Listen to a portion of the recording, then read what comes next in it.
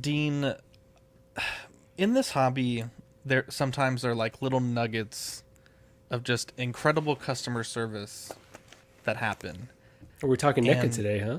no, absolutely not. Wow. Well, it's funny because we've been very negative on customer service lately, and I wanted to share a positive experience.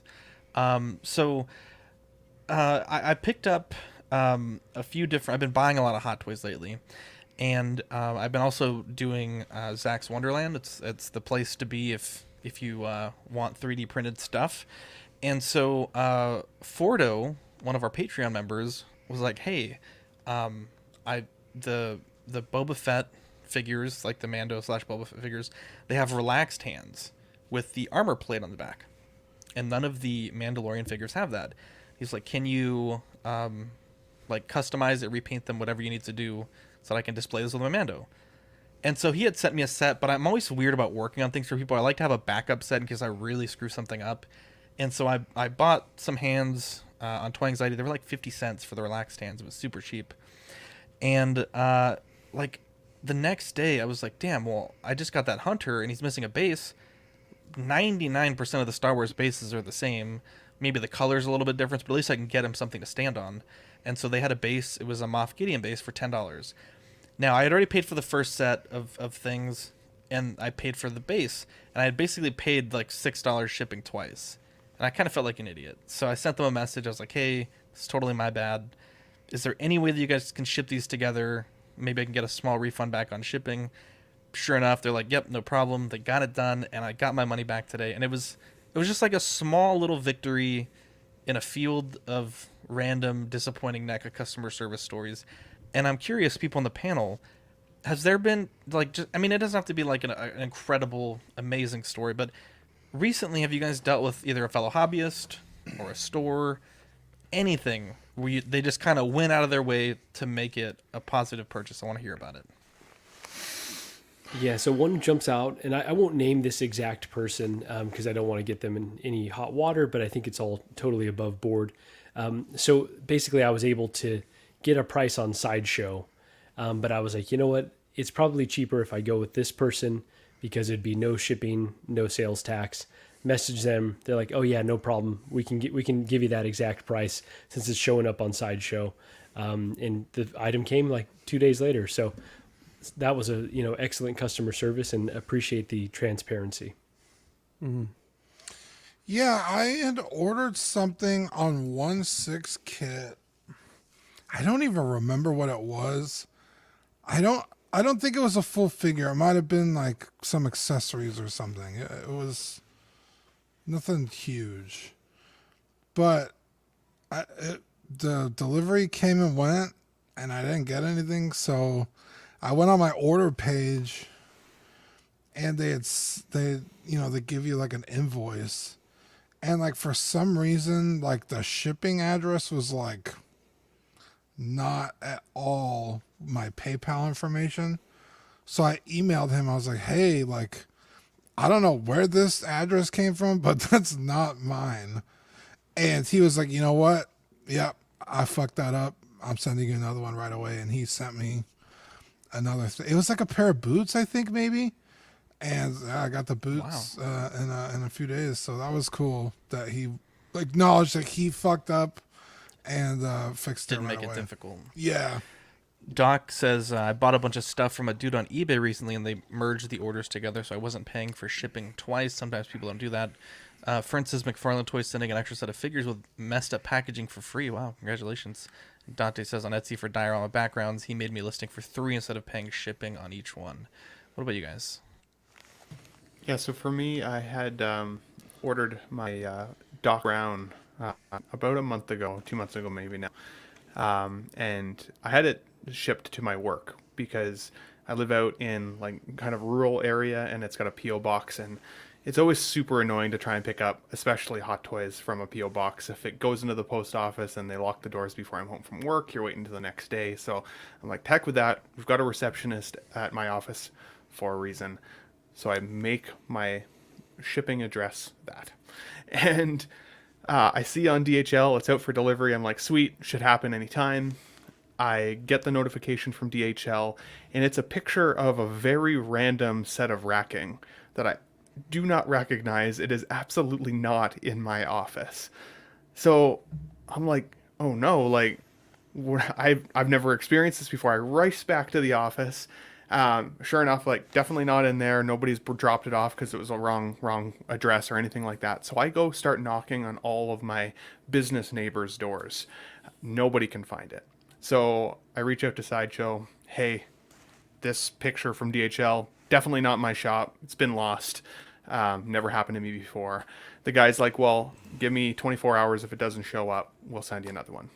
So don't see it for 24 hours. Respond to Sideshow, say it still hasn't arrived, and they send out another figure. About 2 days later, one of our neighbors finds it in their shipping rack and brings me the other figure over. So now I ended up with 2 Doc Browns as a result. And I reached back to Sideshow and said, hey, I ended up getting that first package just for transparency because I didn't want to get, I don't know, the boot or whatever. And they were like, keep it. It's all good. It is what it is. Incredible. I think I know actually who got the first one. I saw a post today. It was Jeremy Benthal. Jeremy Look at A Netflix Carlos fame. says a place for collecting such a handsome panel except Marco F you. John, what about you? You've been doing a lot of I've never heard wheeling such and dealing true lately. words. Yeah, I'll give a shout out to a collector in the community, Collectors Enabled, Mike Costa. That guy is insane, man. That guy, He's awesome. I love that guy. He's amazing. I think he's a doctor. A doctor, he is. He's a If dentist. you ever need to, if he's selling something and you need to buy something and you don't need a reference check. He is incredible. If he's Open selling it, I probably cannot afford it. Open That guy gets some communication. incredible pieces. No, he gives good deals though, amazing deals. But open communication, pictures of everything, packaging the styrofoam, taping the styrofoam, putting it in the shipper box. Amazing. He did an amazing job. I picked up the Fabok Detective 1000 from him, and I was blown away with the communication. So I'll give him a shout out. That's awesome. Wow. You love... Oh, go ahead. Sorry. No, I was just going to say, even Sideshow 2 the other day, my points were expiring, and I called them back, and I said, hey, can you reinstate my points? And she did, so that was cool, too. That's like the second year in a row, John. Spin those No, things. no, that's the one. That was only happened once. Did I say that Oh, story okay, already? yeah. Okay. That was like last year. Yeah, I was like, Jesus, John. These points are older than I don't know what. Anyways, true. let's get into it, boys. Are you an angel? What? An angel. I heard the deep space pilots talk about them. They're the most beautiful creatures in the universe.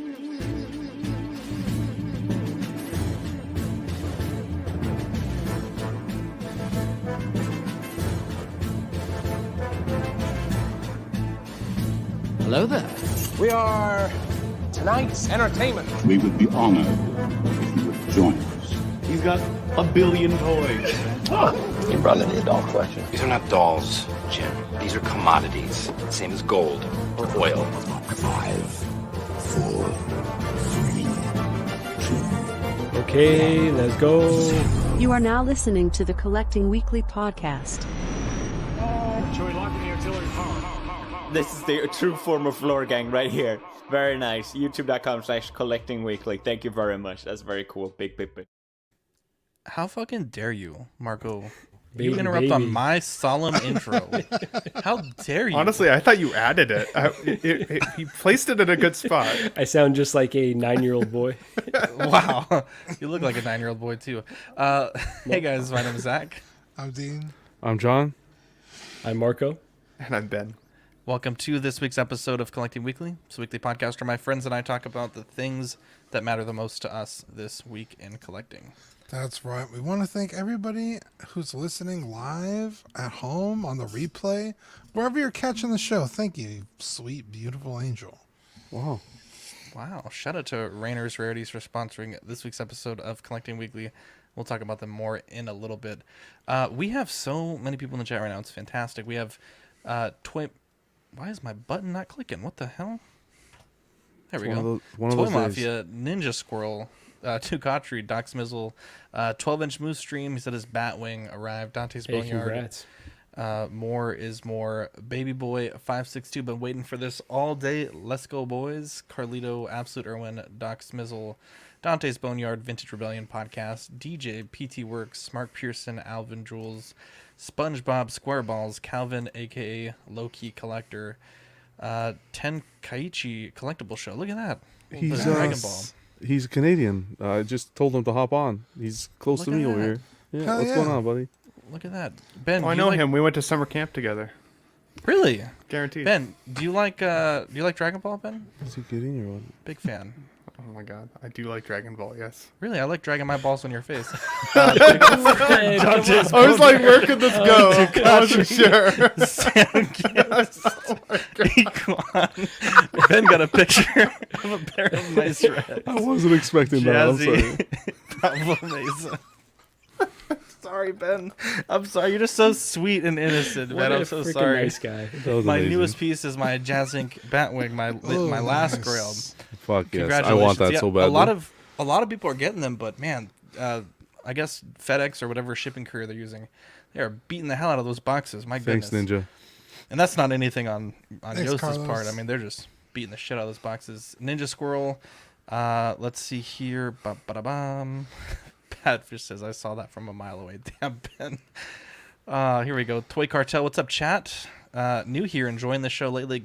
Good work and good topics. Toy Cartel, welcome, my friend. We are glad that you are here. Dean, we have a very special segment that all of the, look at Benny's laughing, that all of the best shows start out with. Yeah, you guys ready? Yes. It's new this week. Yeah. What did you get new this week? So I had a pretty good week. Our buddy, friend of the show, Rainer, he got into autographs in a big way over the past year, and so he really has. Yeah, whatever convention he could go to, he will make it a point to go. And I got really into Demon Slayer also this past year, and so I wanted to get the autographs of the three main Demon Slayers, Tanjiro, Zenitsu, and Inosuke. I don't have Inosuke yet, but he got me Tanjiro and Zenitsu this week. So this is cool. They're personalized to me. Got them in little pop protectors. So that's very cool. The voice actors of Tanjiro That's awesome, buddy. and Zenitsu. Nice So pickup. that's pretty cool. Wow. And then I have this Jill Valentine figure I got from I don't remember who did it. Is it But Dan anyway- Toys as well? No, this is a third party one. Oh, okay, got it. She hasn't had an official release yet. But there was just some parts of it I didn't like. Her boots were wicked small, and then her hands also were very small and only came with 2 pairs. So I bought some 3-0 boots from a Walking Dead figure, and then some. There's another company that does Jill Valentine, and I bought her hands. So I just bought those from Toy Anxiety, and those came in the mail yesterday. So yeah, It looks damn good. Those seamless arms are giving me toy anxiety. Speaking of Toy Anxiety, we got a Hot Toys reissue here to talk about in a little bit. that was pretty good, John. I can't tell you, I don't get paid enough. We no, last month we certainly did not. I mean, I don't get paid at all for the record. Me and Marco both. and we're overpaid. So. we're overpaid. I love Toy Anxiety. They're not sponsored, but if you're watching, Oh, dude, Toy Anxiety is such an invaluable tool. I know. I that'd buy be so amazing. much on Toy Anxiety. I actually just bought some. I don't have it on for my new this week slide, but some new gloves for my Wow. Marcus Luttrell, because he has these Dean, these ones where you actually put the hand in the glove, and they're fucking terrible. And Oh, really? I hate them so much. Wow. But yeah, so there's that. John, you had a great pickups this week. What'd you get? I got the Detective 1000 Fabok, the one we were talking about from Mike. And damn, this thing's a beast. Yeah. Wow. It's crazy. This is quarter scale? This is 3rd scale. Goddamn. Yeah, so this is a beast and a half. Beautiful piece. Well done. Well executed. I was hesitant on this at first with some of the photos, but seeing it in person, it's stunning. What other recent Batman statues has this company done? Ooh, Prime 1. I think this is the most recent, and then they have another one with a penguin that you can buy. It's their accompanying pieces, where you get a third scale penguin and then Batman's over him looking down on him. I saw that on Collectors Club actually. Yeah, that's a beautiful piece too. Yeah. What were you on the fence about, John? Because like it looks pretty awesome from here. But It's cool, but in pictures, you see how his leg is on top of the roof, the left leg? Mm-hmm. In certain pictures that you see, it doesn't come off very well, the twist of the body. Oh, okay. But this is ripped off a cover of a comic book, Detective 1000, the Fabbox design. So what they did was they took, it's exactly.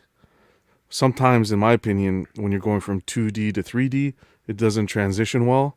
You got to have a little bit of artist interpretation in there. And they didn't kind of do that. They just went straight off the cover. So in some photos, that was bothering me. But in person, my God, man, the cape alone, your eyes hit the waist and the cape. 100%. The rest is... Dude, that cape is beautiful. And I think that's really where the sculpted capes shine. Like for dynamic poses like this. Like if this was fabric, it would be a mess. Oh, yeah. No, It'd be an absolute mess. Exactly. Well, congratulations. You also got this here. So what's this right here? So a buddy of mine, Phoenix, he's on club with us on Fridays. He lives in Vancouver, and Vancouver just had their fan expo, and Fabbox was there. So I told him, buddy, grab a bat and get it signed for me. So he actually took his bat. He has a bat. He has the same statue. He took his bat, got it signed, and shipped it to me. And I'm going to ship my bat back to him. So he did me a huge solid there. That's awesome. Yeah. That's pretty fucking rad. Yeah. And then I got a print signed by Fabbox as well. Damn. So huge shout out to Phoenix. Yeah. That's fucking dope. Appreciate it. That's a lot of trust too.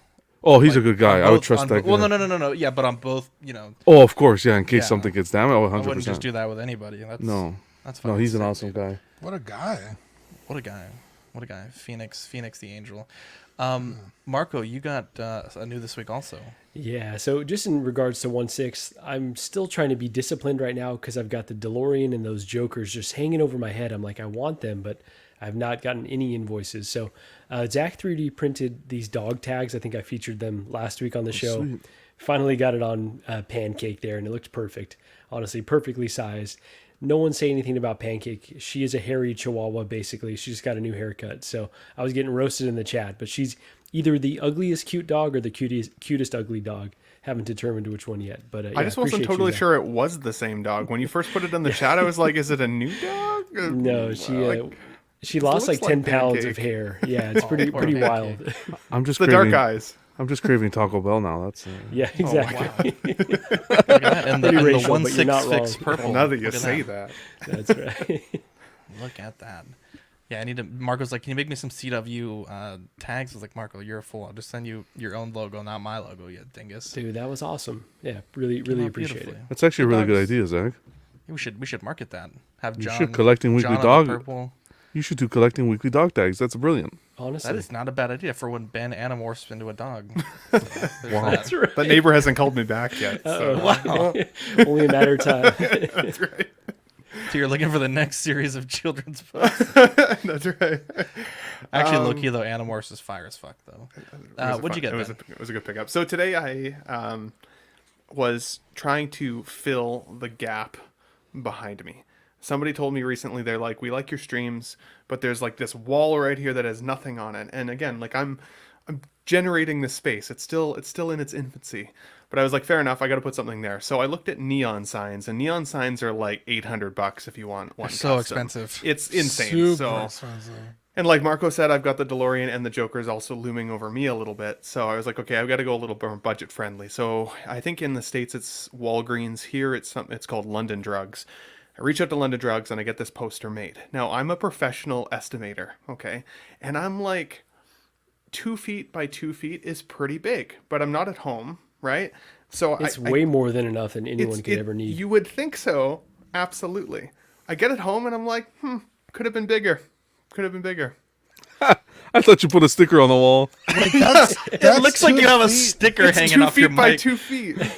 Yeah, I know. It's not one of my stickers. There's no way that's. It looks like you have a Swear to sticker. God, It is. No, I'll it is. stand It is beside- 2 feet. It is. After I'll stand beside it. No, stand right Put now. I a wanna figure see it. next to it because the can't hear you figure's guys. 12 I'm just- inches. But it doesn't look.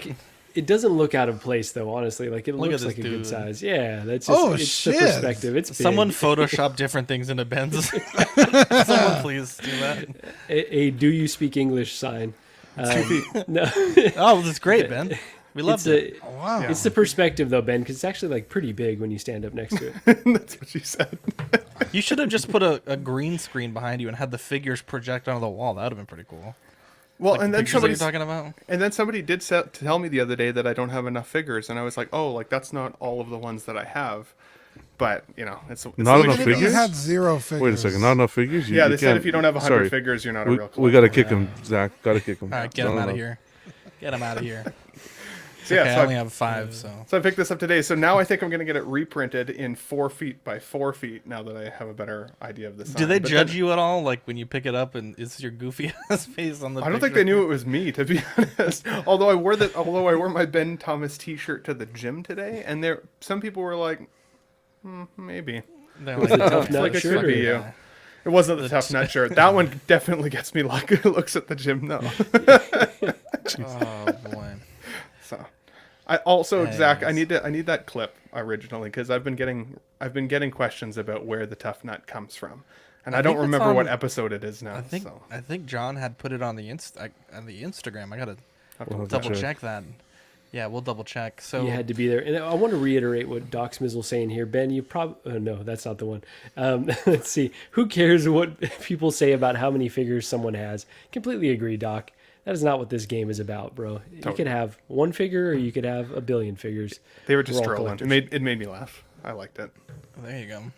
12-inch Moose Dream says I received the Jazzing Batwing, the Deadpool 2 cable, Mars Toys Wolf of Wall Street, Hot Toys Grogu solo set, Hot Toys Dark Trooper, and Hot Toys Boba 2-pack. That's a spicy. Can you leave some for the rest of the I know. community I gotta there, know buddy? his honey hole. He's been getting some great deals recently. So Yeah, I think I doubled the number of Hot Toys that I own in a week.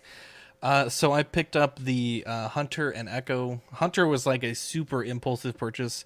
This guy had it for, I want to say it was like $175 shipped, and it was at that price where I went on Sideshow, saw that it was going to be like it was almost like $300 shipped, and I was like, you know what, this is a huge savings. It's just missing the base. I'm just gonna pull the trigger.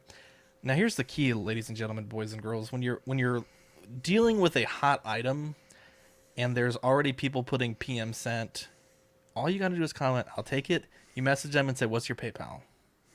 Don't ask questions. Are you firm on the price, or can I see more photos? What, if it's a good price, you're saying that? No, I'm talking about like if it's a smoking deal. Like, Yeah, of you know, course, this was $175. I think the retail on this That's was crazy. $2. Mark, Yeah. can you double check that for me? When I'm talking a smoking deal, there's no time to dilly daddle, right? Some And guys will so- go like 150, 125. Yeah. No. At this point, I was like, this is shipped out the door with fees. Bro, ain't so no way. $250 retail. Yeah, so almost $75 off. Plus, I didn't have to pay tax, and the shipping was included in that, and the 3% fees. So that was a great purchase.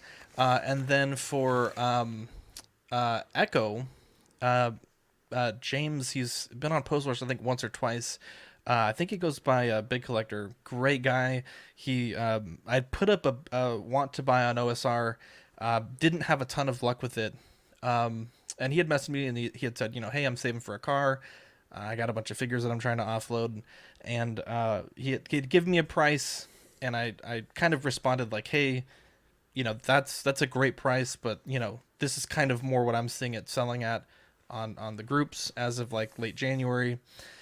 If you can kind of meet me around that price point, I think we can make a deal. And we kind of did a little back and forth, but I got a great price on this, and I have both now. And Crosshair comes out, I think, in July, and I'm cautiously optimistic that they're going to make the other 2 members of the Bad Batch. So I think I am going to get Crosshair and just kind of hope and pray that they actually do release Tech and Rika. because 3 Crosshair looks members. fucking awesome. Well, Omega, I will definitely get an Omega though. She's amazing. But man, these figures are incredible. The posing that you can get out of them is fantastic.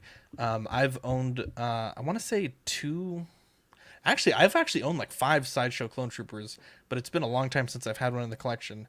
And so to have a Hot Toys Commando figure after making a custom one as well, the difference is night and day. Like the quality on this, the paintwork, everything is super, super clean.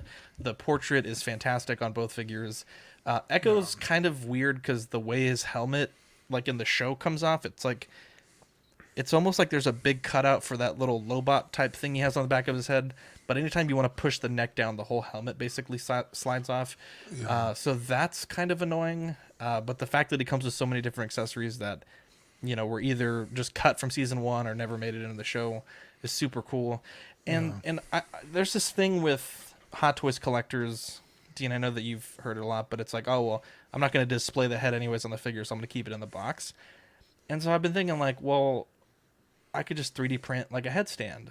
And so it took me like 2 or 3 tries to get it right.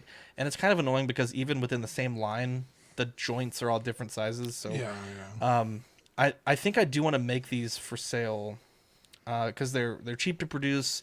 I think they add a little bit to a display. Obviously, I think I'll make them in black as well. But I think what I'll do is kind of undersize them a bit, and you can just kind of put a little tiny drop of blue tack to make it fit your specific figure. But yeah, I got both heads on display, and I think it's great. So I can swap between the helmets on the figure or off, and still be able to kind of get these out of the box and enjoy them a little bit. So Jazzy said, do you display the head like that? It looks like he got decapitated. Well, I don't have another bust to display it on, so for now this will do, and I think it looks pretty cool. I think that's a good idea, actually. You should make it like a bloody red or something. That'd be crazy. How dare you, Ben? No, like their 2.0 version. You should make them black, I think, actually. Yeah. Well, I don't have black filament. And then some of the people, Zach's Wonderland people, they were like, well, can you make the season 7, like when Ahsoka buries all the clones and they have like those little stick. I don't know if it's a stick or the DC-17s, but there's like this bent, like brownish black. Yeah, it's like Star Destroyer debris or I don't really know what it Venator is. class debris. Yeah, so I'm working on it. It's still kind of work in progress, but like a little, check this out, Dean. It's just like a little bent thing that you can fit the heads on, and because people want that, they want to display all their orange and the orange 501st helmets and all those other kind of things. So, and then from John Ortiz from the Patreon chat, he had put up a bunch of figures for sale. And I was like, hey, great prices, but those not necessarily interested in anything that you're selling. Are you getting rid of anything else? And he was selling this Lego tumbler. It's an older set, but the new one that they just released is like functionally identical. I think it has just a few small differences. Certainly not worth paying the huge price for the new one. And so this one has a few broken pieces. I think the pieces just like they're clips, and so over time they just kind of break. And so I'm going to go to my local Bricks and Minifig store and get those parts. It'll probably cost me like $25, and I will have a UCS tumbler. It's a huge set, eh? It's on huge. It's actually when huge. he sent me a picture, I thought it was like maybe this big, but it's like 4 or 5 pounds. It's huge. I had to disassemble mine because I didn't know where to display it, and I think so. Like once I get the DeLorean, I might actually make a vehicle display with it again. But can you throw it off your roof when you're done? Probably not. Okay. To be honest, but maybe next time. Maybe next time. It is absolutely a fingerprint magnet, though. That's my only complaint about it in general. Like for mine, like all of like the glossy bits have like slowly like kind of eroded over time, but still beautiful. There you go. Erwin says, do a generic bust and cover it with cloth to replicate the clone undersuit. That's too much. Erwin, we're talking print and sell, babe. Oh, news here. So wait, what? Oh, we almost lost you, or I lost you. You lost me. I'm here. Yeah, you teleported like 2 seconds in the future. Wow. Just like my D&D character. It was great. It was great. Because we were talking about the news. Hot Toys, or that was good, present toys. Blade Warrior, we just have a quick little update here.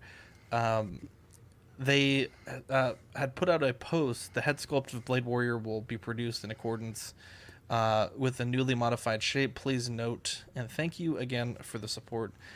I'll be honest, and I said this on LWO. This was only out for like a day, maybe 2 days before they had already started making changes, and I feel like I don't really get it. It's like, why not just wait to take your photos and just kind of show everyone the new sculpt? Because I think we had some criticism, but I think generally speaking, the community really liked their first portrait, which is this one here. But does this sway any of you guys into making a purchase, or anyone in the like a good portrait? You know, I thought the first one was pretty good too, but it just seems odd that they like walked it back like the next day. Yeah, almost immediately. It was prepped. Yeah, I still don't see Wesley Snipes here, but Really? I really don't, dude. I see a guy who doesn't pay his taxes there. I'm sorry. Wow, Jesus Christ. That seems, well, yeah, I mean, it's good to see, right? Like, I mean, it's a little soon to, be making improvements, but fuck, at least they're doing it. You know what I mean? So I think it's cool to see. Again, and Zach and I sing a lot of praises to Present Toys because they make good stuff. So yeah, I think that's always a plus, is to see them making improvements. A net positive, if you will. Yeah, I definitely won't complain when a company's trying to make improvements. Yeah, does it look a little like, oh, we'll put out these photos and then make it seem like we listen to the collector? Sure. But at least there are improvements being made. Yeah, I think I'd still go Hot Toys with this one, but that's just me. It's a more affordable option if you don't want to drop the big bucks. There you go, and genuine leather coat as well. We just talked about Queen Studios last week, or about InArt and their side-by-side Batman comparisons. And we were just, talking about controlling the message, giving us proper information so we can make an informed decision. This feels like something similar in that I appreciate that they're communicating, that they're improving, but they're not really giving us a fair comparison to make here. It's not a painted sculpt. So I wish like the messaging was like, hey, here's a work in progress. We heard you that it's not good enough. We're going to give you an update on X date. We're extending the pre-order to this date. And then, so people will have a little more faith. If they're comfortable enough, they can pre-order, but this just kind of leaves you in a weird limbo with not enough information. So again, this is like another example for me of a company communicating, but they could just tighten it up just a little bit to have really, really effective communication and not just like communicating for the sake of looking like they're doing so. Totally. Big Rib says, I have my Blade Warrior on pre-order. For me, I like how they I feel like they cast a lure out there. And they were like, how do you guys like it? And then absorbed the feedback and have gone back to make some changes. Is it a tactic? I don't know. I think it's kind of a cool way to do it. I didn't love the Paul Rudd Ant-Man recently. And part of that was because they showed us the sculpt, but also in parentheses said, but it's a work in progress. And to me, that almost felt like Hot Toys was saying, we know this isn't good enough, but we're showing it to you anyways. Mm-hmm. Whereas I feel like with Present Toys not really saying that and kind of throwing it out there, and then, as I said, next day being like, okay, we heard you, we're gonna tweak it. I do think this looks a little bit more like Wesley Snipes. Hope I got that name right, Jeremy Benthal. But I think with the glasses on, it'll look even better. And I agree with you, Marco. I think the only fair comparison that we would have seen would have been at least if it was painted. But I think Present Toys has a pretty good track record with their paint apps anyways, so I'm not too worried about it. I think as long as the sculpt is there, it'll feel a lot closer. I haven't ordered mine yet, but I loved the original Blade films, so I'm like walking that fence line. I want it, and it's not a bad price, so we'll see how she goes. It might come to the collection. To Marco's point, I think the gold standard would have been like showing us the original painted prototype with a painted V2. I think also if they had done these 3 shots and then above it the original 3 renders at these same angles, I think that would have been great. Because the issue last week with the Batman was it's like the lighting wasn't the same, the angles weren't the same, like different background colors. Different backgrounds. With this, it's like, again, it's the same thing, right? Like it's just too many variables to really kind of nail down, what's better and what's worse. But like John said, there's companies that don't do anything. So I'm not complaining that they're doing it. I just wish that they, they did it a little bit better. Yeah, just a little bit more, and they could be really great at what they're trying to accomplish. But I tell you, the third party game, that's a big boy game now. You don't fuck around with third party anymore. You got to do premium materials, fantastic portraits. I mean, the number of accessories. I mean, it's Crazy gotten bases. incredibly. I thought the golden age of third party was like a year or two ago, but I feel like that was a bit premature. I think they just continue to get better. Do you think there's a potential for a takeover? John, it's funny because Hot Toys did start out making unlicensed products. So, there's other companies as well that started off, even now, that started off making unlicensed stuff. They're moving into the licensed game, Jazz Inc. Dioramas being one of them. I would not be shocked if these companies, continue to put in the good work, that you might see them start to pick up some formal licenses. I think 100%. I don't know if it's going to be a takeover, but I certainly think I wouldn't be shocked if a Toys Era or Present Toys somewhere down the line, got an actual license at some point.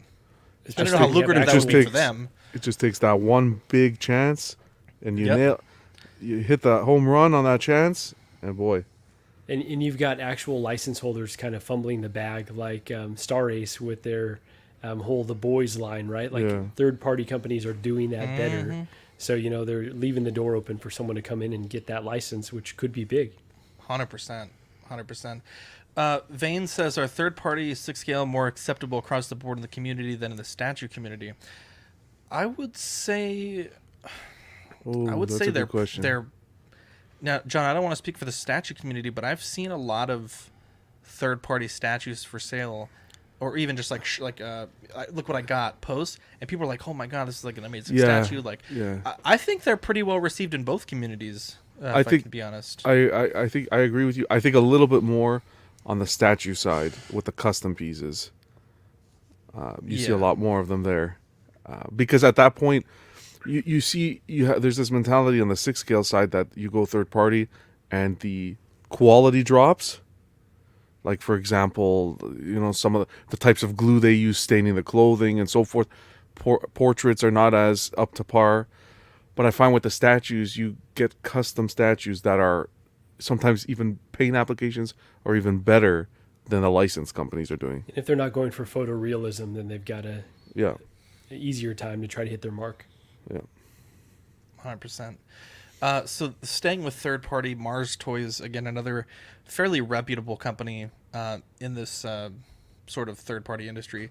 The King of Enigma 165, releasing Q3 2023. I really like this. This puts a smile on my face. Like, childhood. This is special. I think it's a special figure. On LWA, I had mentioned I didn't like the hat. I think looking at some screenshots, I think they definitely are onto something there. I think I misspoke on that show, but the fact that you get, the sort of like the jumpsuit with the question marks, you get the actual sort of suit that he wears, a ton of really nice accessories. Oh wow! I mean, this is good. A fun figure, and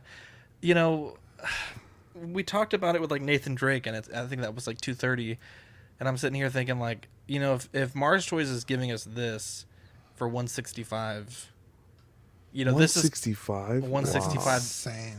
This is kind of where, I think third party really shines, right? When the price is that low, when the quality, I mean, look, you get 5 of these little grenades, you get his question mark staff, you just get a ton of stuff. You get the brain drain, the brain drain, the pre-sale bonus, the Halloween mask, 2 portraits. I mean, this is so fucking awesome. This is tempting at that price. This is so cool. Yeah, great timing too. That Batman shelf. Exactly. Yeah. And the fact that they even have some pictures with the Hot Toys Batman, just they do. It was a little cheeky. Right? Yeah. Yeah, this is cool. There's a lot of people who love these movies, and have been begging. I mean, literally begging for these era movies figures for I mean, as long as I've been collecting, people have been wanting these fucking figures, so it's really cool to see them coming out. I don't think the portrait is super strong with this one, but Jim Carrey is also like, I kind of always say like, oh, someone's kind of unique looking. Jim Carrey is very unique looking. Like his face is so expressive though. Like how do you even capture him? So like I can see Jim Carrey in these sculpts like 100%. I just don't think it's 100%, if that makes sense. But yeah, I think it's a great release. Like, just objectively, I think it's fucking awesome. I want to mention Big Rib's comment here. He said, first time ordering from 1/6 Kit. Do you guys have any experience with them? Oh, yeah, I ordered Gandalf and In Our Joker from them. Pretty good, especially international buyers, because he puts the shipping into the price already. So I've heard good things. Yeah. And Zach, we have $10 off if it's your first purchase. Yeah, right? we have. Yeah, it's $10 off. CW10, just the digits. Heck yeah. And it'll get you. I want to say, here we go. It is $10 off your first purchase. Yeah, $10 off of your it's first a purchase. one-time use code. But yeah, Kit's great. We don't get any kickbacks from that, so it's not like we're telling you he's great and pocketing money on the side. It's not like that. But I've purchased from Kit, I want to say maybe, probably 20, not necessarily figures, because he sells like kits or like portraits where you could just buy the head sculpt on his website. Probably about 20 purchases. I know many people, Manny, I think Dean, you've purchased from them as well. Great guy, fast shipping. They'll take care of you if anything's wrong. And it was great that they were able to give us a code for our listeners. So yeah, Big Rib, be sure to save you some $10 on that. Heck yeah. Sorry about that. Yeah, no, this is fantastic. Do you think, guys, that we're gonna get this from Hot Toys? No. I don't. No? They don't make. I can't rule it out. I can't rule it out, John, but it doesn't feel like it. They did the Robin. You don't think we'll get this? I don't think they'll do it. They're notoriously bad for giving us villains, and the Batman and Robin is a good like figure pair. It's hard to say. I don't think so. Because you gotta think if they do this, then Two-Face. Like Two-Face, Poison Ivy, Mr. Freeze. I mean, those it are opens all the door. iconic actors, though. They're so iconic. That's the only but reason why I think that they may do it, right? Because it's like this has been received so positively that Hot Toys might see that feedback, like, damn, we could. But then actually... we'd still need the George Clooney Batman then, if that was the case. If they were going to go that deep, I might be in for one of those too. True. A terrible film. I don't even know if I would. Batgirl. Oh yeah, Barbara Gordon. Yeah. Then you start getting into these conversations about, okay, you're going to have 89 Batman and you're going to have Val Kilmer. Why not throw in George Clooney? Anyways, John, go for it. Well, because I don't want nipples on my suit, but that's fine. I got nipples. Can you milk me? Jeez. This is pretty cool. I think if Hot Toys was to do it, I think I'd go down that line and just pick up that Batman line. You still should, buddy, by the way. I was worried about really the nice. suit. I was really worried about the suit because I've been seeing some reviews. You can't pose it, but it's beautiful. Yeah, it's still beautiful, yeah. I'm really thinking about it because that's where I'm going. Like I'm getting rid of my Star Wars stuff, and I think that's the road I want to go to. I think that exo suit that they did is really cool. But 100%. This is a nice figure. For that price, just goes to show you that we're getting scammed by that Hot Toys. Scam. $165 for all that? Damn. Yeah, hate and love to see it. Yeah, this is a tough one for me because I keep kind of going back and forth. But let me read Equan's comment here. Hot Toys are too busy reissuing 1 to 2 year old figures. It's true, though. You know, they got low hanging fruit. They've already got the molds. They could push it out and people will buy them. So this would obviously require a lot more effort. I keep going back and forth because, like Dean was saying, I see Jim Carrey in here, but it's not 100%. If the sculpt was like dang near perfect, it would be a no-brainer for me. Like, okay, that's the one. But it leaves just a crack open for me to be like, oh, maybe Hot Toys will do this down the line, and maybe I should just wait for that version. Now, the price point is like incredibly enticing as well. And also Mars Toys has been doing some bangers.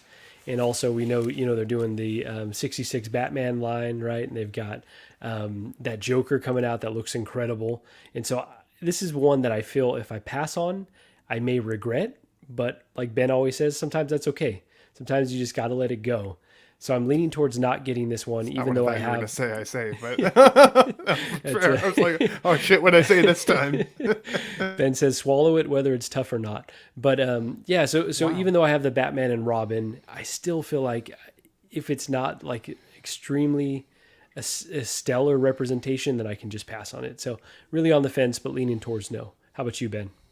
I am going to get this figure for the price. I think it's awesome. I agree with you, Dean and Marco, that likeness is not 100%, but I think like you nailed it. Jim Carrey has such an animated face. I don't even know what face you could capture that would be like 100% him. And I think that especially like in this screen grab, the one where he's got the jacket off and he's leaning back, that pose is so iconic to that film. It's awesome. I can just hear his voice and him like whipping his cane under his arm.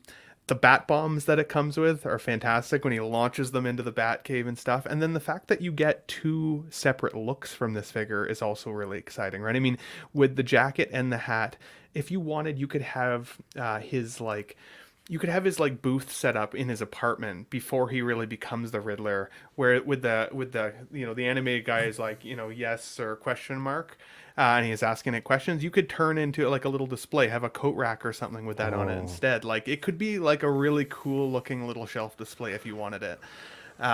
If they were going to do this, I would want them to proceed with their Two-Face. I've seen a teaser image of that, the Tommy Lee Jones.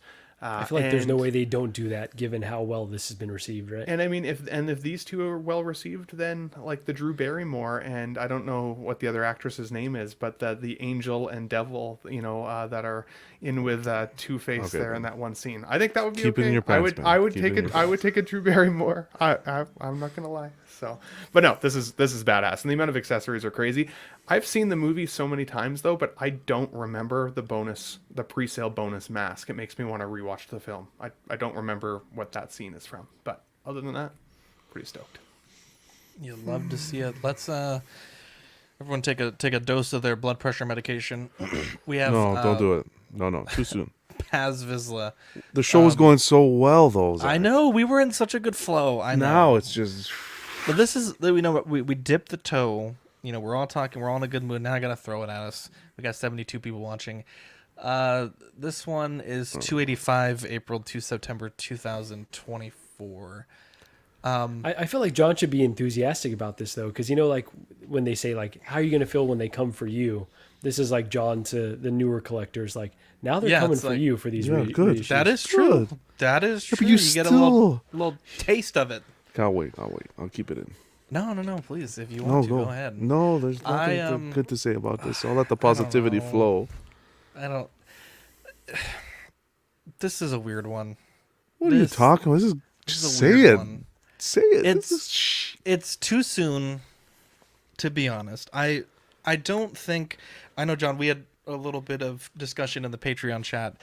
I didn't personally think that this aftermarket on the V1 was particularly high.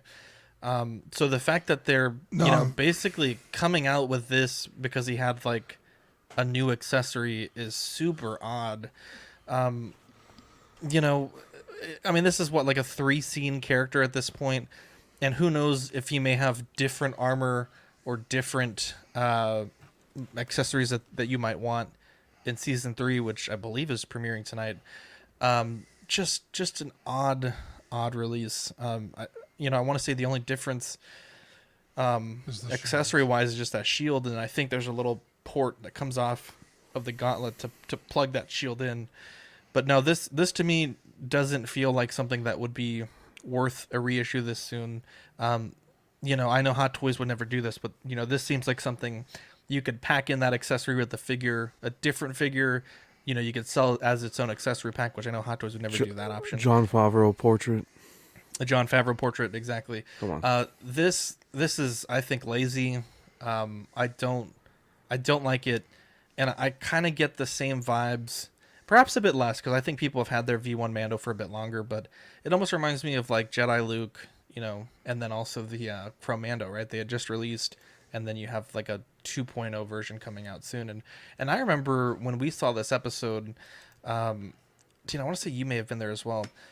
Instantly we were like, well, Hot Toys is going to reissue it. And, now this has come to pass.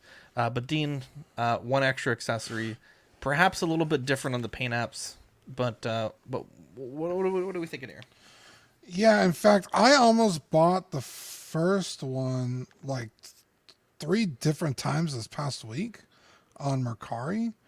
I've seen them go as low as like 40 or something. Like the aftermarket's not super terrible on this.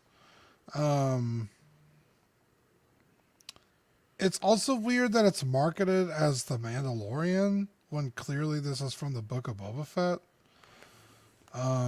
No. It just seems odd. It's really weird. It's like you could just wait, like you said, for season 3. See what else he comes with. Add that to the box. Like, it just seems very kind of haphazardly put together and rushed. Because it's too late for the Book of Boba Fett, and it's too early for Mando season 3. It's like, what even is this? It's so weird. Well, it's technically not too early, though, because sometimes they put out figures before a movie or the property comes out, right? But you're right. He might have other stuff that they could have included. Yeah, that's what I mean. Like, early as in, well, what else could he come with? That being said, I think it's a great figure, and I really do want it in my collection. So... No, don't do it, Dean. Yeah, again, it's just kind of like, but why? Like, he's still not a very expensive figure anyway. You can just buy it on the secondary market. He was. No, he wasn't. He was before. Read this comment. And Doc Smizzle saying, good for those who missed out on it, but Hot Toys shouldn't be dipping back into the well so soon for this figure. No, it is good for those new collectors that just started collecting the last 2 weeks, so it's perfect. It was, Dean, when this thing I saw 350 to 400 before we saw it at the con. When they saw it at the con, that was it, because this thing sold out right away, fairly quickly when it was. Yeah, but what was the retail on it? It was already over 3. It wasn't that. 350, 400 is not far off of retail. It was high twos, like I think he was saying. I think it was 350, 400, 450 was the max. 281 was the retail on the first version. Okay. But yeah, no, this is just not good. No. Why? Can you just tell me why? When we have the season 3 coming, why? John, that's the exact reason, right? Because we're going to get so many Mandalorians from that. This is targeted at that person who maybe missed out on this because even if they were collecting at the time, he sold out before he went in stock, and so you would have had. I get it. Too bad, right? I get it. But I'm giving the rationale, right? I've had it up to here. Someone Marco. who's going to have every other Mandalorian and is looking for this one, they want to capitalize on it. But I get what you're saying. I've had it up to the thing that irks me is the everywhere you go, Hot Toys Instagram, Hot Toys Facebook, the comments. Well, it's good. I'm happy for the people who missed out on it. I don't give a rat's ass if you missed out on it. If you missed out on it, too bad. That's life. We don't go around life, we don't go around life with our heads down saying, "Oh, I missed out on this, so I have the right to it again." Or like, come on, guys, come on. Yeah, but I think we're thinking about this way too much like collectors, though, right? I mean, let's be honest. The Mandalorian is easily one of their most profitable franchises ever. It's one of the reasons that this scene is inspired by Book of Boba Fett, but they've still stamped the Mandalorian title on it because they knew that if they put the Book of Boba Fett on it, there's a good chance it wouldn't have sold. Not sell as well. Yeah. Literally, it's all about them dollars, right? Yeah. And with the Mandalorian season 3 coming, we're going to see not only so many different armors from that show, but even like characters like the Armorer, some of the images I've seen, she's got blonde hair coming out the back of her helmet now. Guaranteed we see a reissue of that figure just with blonde hair hanging out the helmet, right? Like, it's the way she goes. Unfortunately, even I agree this is too soon. Like, I like the concept of reissues for folks that have waited 10 years for a figure and now they might be able to get one. But I slept on this figure and I missed it. You snooze, you lose. I looked at the aftermarket. I was like, I don't think I want to pay even the $400 or $500 they're asking for in Canada now for it. So I guess I just missed out. And now that this is back, it's diluted the market on this figure. Now I'm like, well, why would I pay retail now? Now everybody's got the 100%. version 1 and we can get a version 2. 100%. Now I'm going to wait to see if this hits bargain bin. Like they've literally just diluted, in my mind, the profitability of this release in general for everybody, Gen 1 and Gen 2. And for like a little plastic shield, like, again, we said it in the chat, Zach's Wonderland would have made a nicer looking shield than this. Like, it's not even that great of an accessory piece. It's not worth selling your past version for, and I don't think it's worth paying this at retail at this point. I would wait for the bargain bin on this one. I can't wait.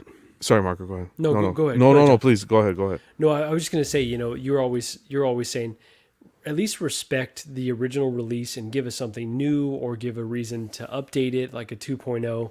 I get a 2.0 is probably a reach in this scenario because, the tech hasn't evolved that much, but at least give us a cool base, very, very minimal effort, and it could have at least distanced itself from the previous release. That's the only thing that bothers me. I'm okay with them retouching it, but give it a reason to exist and not just this dumb shield. But go ahead, John. I can't wait until they re-release the original trilogy figures. I can't wait. Because you just got out of it. It'll be Christmas Day. It'll be freaking Christmas Day. And I think it goes back to that, wait till they come for you type thing, right? Like a lot of people have those figures, they may have paid a lot for them, and they might say like, well, these reissues are good. The knife was in the original release, I think, Bretta. Yeah, the knife was, yeah. The knife was, because he's saying the shield, the knife, and the waving hand. I think the knife was in the original. So the knife was. It's right there. Yeah. That's a bullshit. It's another cash grab. Another 2 reissues in 2 weeks. Yeah, love to see it. Yeah, I think we talked about this just the other day, John. But I think in some cases, perhaps it could be warranted. But it's not fun. This is way too soon. Way too soon. It's not fun anymore. That's it. We can buy them. It depends on the type of collector you are. It's just not fun. It's not fun. It's not fun if you're getting them for a collectible or for them to increase in value. It's not going to be that, right? No. If anything, they're going to go down in value likely for a while. It doesn't have to increase in value. It doesn't have to be increase in value. But right, let's take value away from this. Let's take value away from the situation. Let's just talk about the piece. Let's be frank. If you buy a piece and it's reissued, you're gonna look at the original one and be like, "Damn, there's a new one out there. I want to add the new one. I'd rather have the updated one than the original one." Am I crazy to say that? Not if it's a straight reissue like this, I wouldn't. But like this. Well, still, people will always say, "Why would I look at the original one when I can pick up this one?" I would agree. I would agree. I would say if you don't care about the shield, though, let's say the original one goes down to like $200, right? You could pay $285, plus tax. You're at like what, $320 plus shipping, $350. I mean, if you could pick up the original one and you don't care about the shield for $200, like, I think there will be some people that would pick it up, but again, it's a loss for the people that have the first version that want to maintain some semblance of value. Come on. I think if you take the value out of it, it is still fun, John. I would argue, because again, if this hits now the bargain bin, I will still buy it and I'll still appreciate it in my collection. I'm still excited to own it. I'd still like the figure. I think it's badass looking. Yeah, but I don't like the fact that they diluted both Gen 1 and now Gen 2 because of releasing it so substantial. You just said, if it hits the bargain bin, I can appreciate it. Yeah, because it's a fucking bargain. That's right. So that still makes it fun again. Right? Like that makes it fun. This may be a little selfish, maybe a lot selfish. Whatever. It's how I am. This is how I collect. If everybody can have it, to me, it's not collectible. I can respect that. It's not collectible. It's just not. I like something that it's. Do I necessarily go and try to do flipping and stuff like that? No. But for me, something that sells out, or something that that's limited, That's how I like to collect. That's it. John, and what I like about Hot Toys is because you can get them. I know I've talked about this in the past, but like I used to be into sneakers. There's certain releases, I mean, similar to the cap, where it's like you couldn't even sniff getting it. You thought maybe you could. You press a button and you lose out completely, which is fine every now and then. But for most of these figures, you're going to want to add them to your collection. So, yeah, I like it because of the other way. Carlito says your view of reissues all depends on what side of the fence you're on. On some level, everyone feels at minimum annoyed if a figure they own gets reissued. Yeah, it really depends on how you collect. I like getting deals, so if this re-releasing means I get the first one at a stupid low price, for me that's great. But that's the kind of collector I am. I know John likes things to be collectible, likes to have products that are limited. I totally respect that as well. And Big Bretta is saying, I have the original and will not replace for this.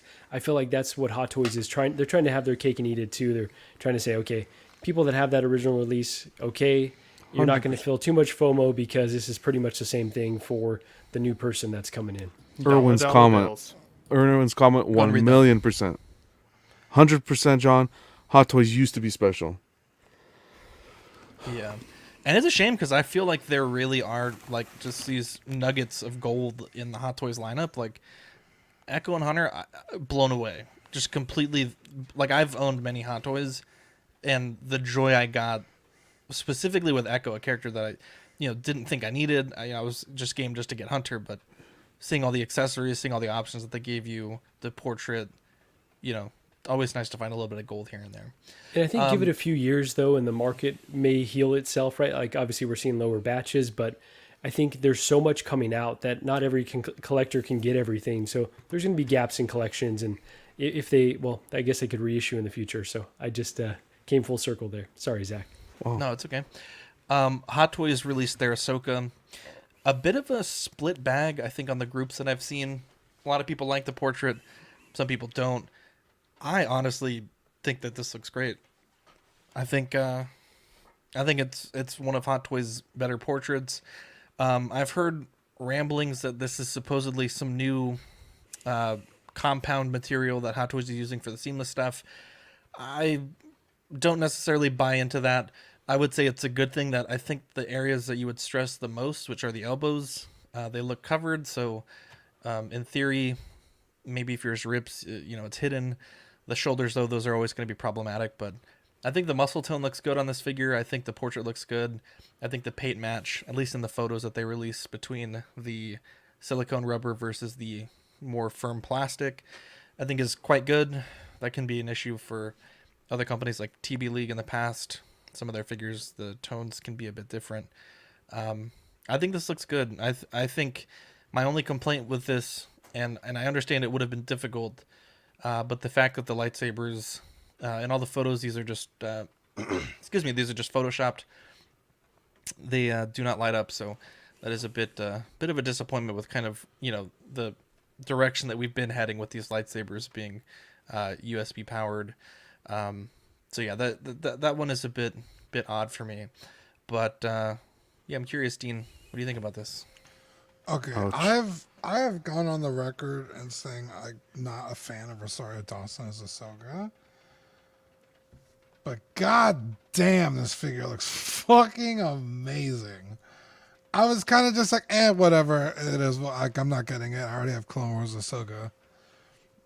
And I started looking at the blogger photos and people posting pics of it. I was like, fuck. This looks so good. I have to own this. It's so good. So good. I love it. I love everything about it. This figure, yeah. So the figure looks great. Besides the portrait, I think the portrait's off. Wow. Maybe it's my eyes, but people saying 10 out of 10. I wouldn't give this a 6.5 out of 10. Really? Look at the side by side in front of us. Look at those cheekbones. Not only that, but the paint is wrong. It's not Ahsoka. It's not Rosario, and yet it's not Rosario here in front of us. And look at her neck. Do you see her outfit on the right compared to on the left? The neck's covered. What are we looking at there? Yeah, the fabric doesn't go as high on the Hot Toys version. Well, which Dean? Which paint are we talking about here? Sorry, you're on mute. Oh, I right think I see what you're saying now. Right at the Yeah. eyebrows, and then on the other side, on the outside of the eyebrows is off too. That's not Ahsoka, guys. I'm Oh, sorry. yeah. It's not Ahsoka. The face is too, the jawline is too, like she's closer to the Godfather than Ahsoka. The jawline's too thick here, and the cheekbones are protruding. We have the photos right in front of us. Look at the photos. Am I losing it? No. No, John. I think Bo-Katan. 6.5 is a little low though. Bo-Katan. Oh, a little low. Okay. Yeah. No, I do agree though that it's not spot on for sure. That's my big issue with the figure as well, because I think everything else looks great. Honestly, it shouldn't be a DX, but you know that has no meaning at this point. But yeah, I think overall the design of the costume, her appearance in The Mandalorian was great.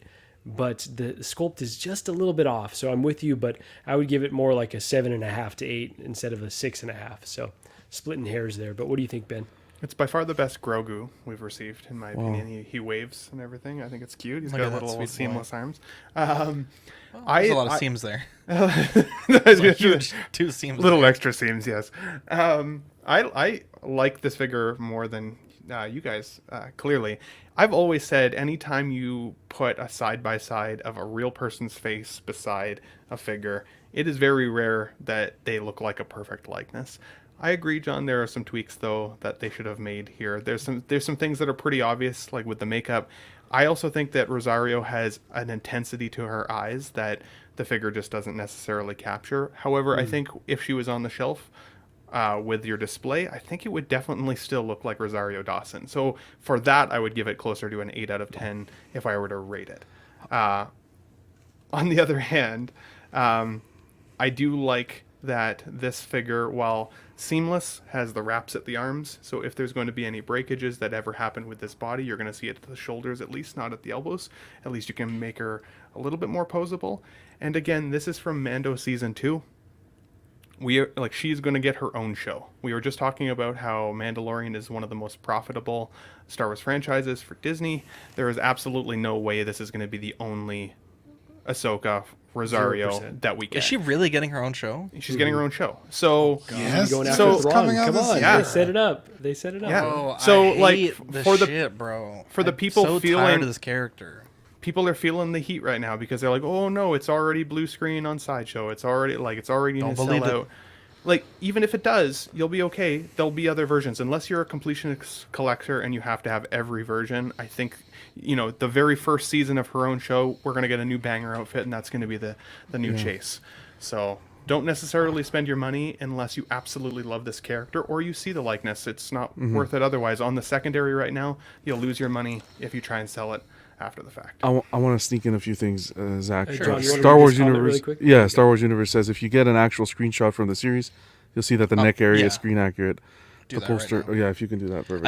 I think he is correct. It does have that sort of like 2-layer look to it. So just give me 2 seconds. I wasn't necessarily too worried about the clothing. I was more the portrait is where this photo came. But I'm gonna read Doc's comment as well because I agree with exactly with what he's saying. He says it doesn't look like Rosario to me, but if I'm looking at it as a Star Wars character, I can see it. That is why I'm waiting for her show variant.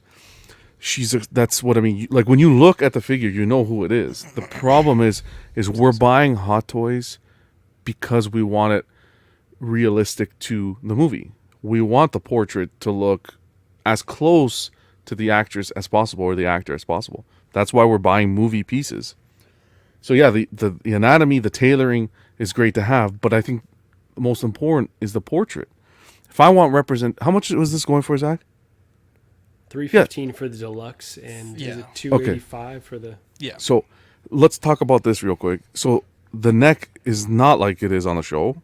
If you look around the wrapping around the neck, it's almost like a scarf. It's not skin.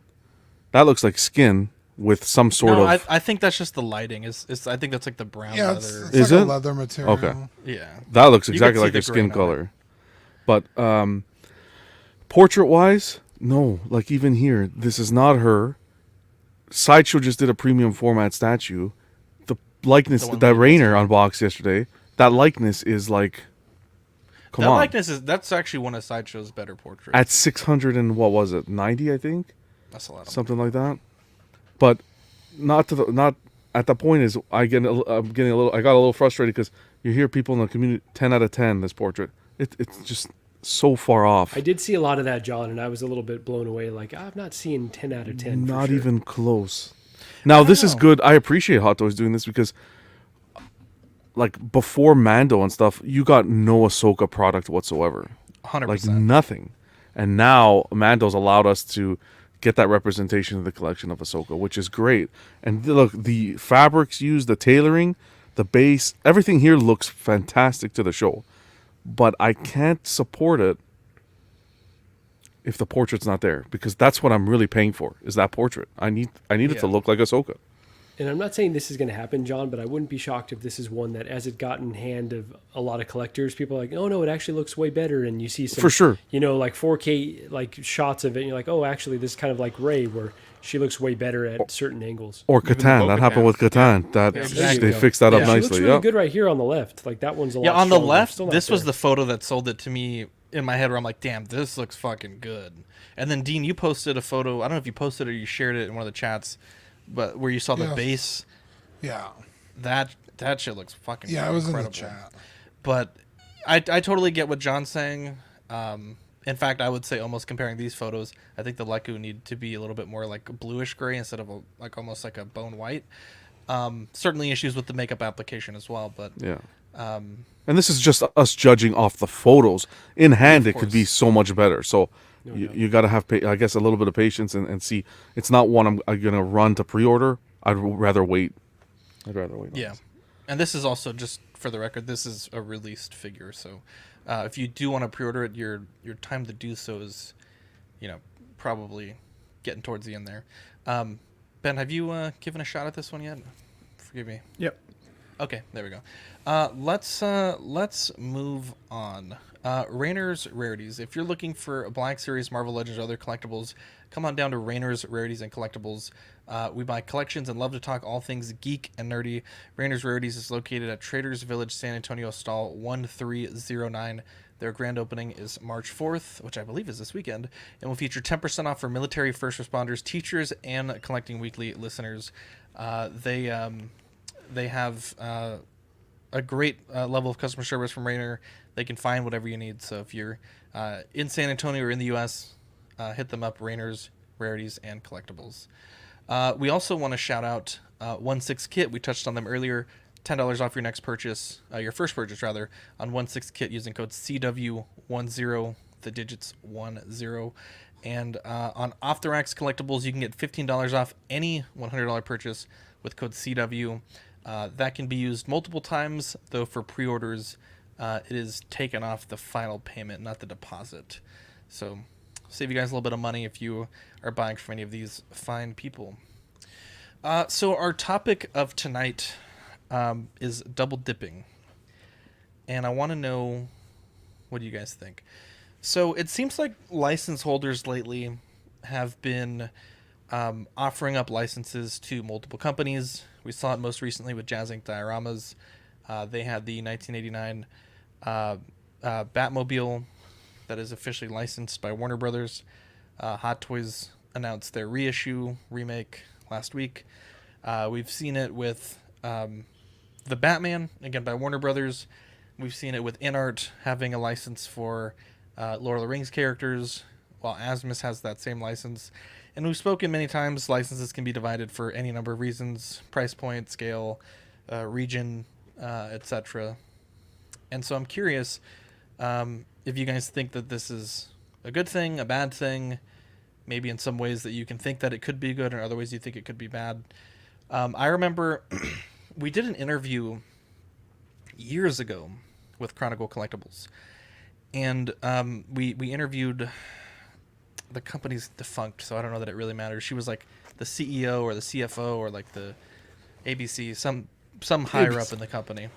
And she had said that it really stressed their company out because they had basically been told one thing: they were the global license holder for the Jurassic Park license and statues, and then all of a sudden Iron Studios stuff started coming out of nowhere. Prime One started making Jurassic Park statues, and they basically found out after the fact that the license that they had was changed from a worldwide license to a license just covering the United States. Iron Studios had South America, Prime One had the Asian market.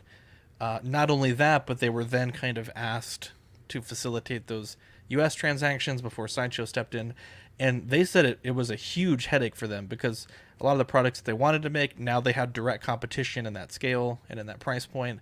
A lot of things that it basically caused a lot of problems for them, and I'm not using that as an excuse for why they closed down, but it certainly did stress them out. And off stream, they had mentioned some other things relating to that and how stressful that situation was. I know, being in Jazz's Facebook group, whenever a competing product comes out, it can be quite stressful for them. They've mentioned mass cancellations. This wasn't necessarily a double dip on the license, but when their Vulture, they have been soliciting that when other companies started releasing third party as well, Vultures, they had some cancellations, and it was, something that they weren't expecting. But I'm curious. I think it's great that collectors can have choices. Don't get me wrong. I think at the end of the day, I think we as collectors really benefit the most out of this. But I'm curious what you guys think about this, and maybe if you guys have other examples of licenses, figures, etc., that have been double dipped in a similar scale. Yeah, I think for collectors, it's always a good thing, right? The more places to buy, the better. You get to pick and choose. If you don't like the way one company does something, or maybe you don't like the sculpt on that thing, and this one's better. Yeah, you get to vote with your wallet. I think that's great. Honestly, I know it might sound kind of shitty. I don't really give a shit if it stresses a company out. That's their problem, not mine. If you're stressed, get better, right? Like, it happens to us all the time, right? Like, we want to put out the best show possible, and if we're over here stressing about it, like, it's our responsibility to step it up and be a better show. Yeah, because get better equipment.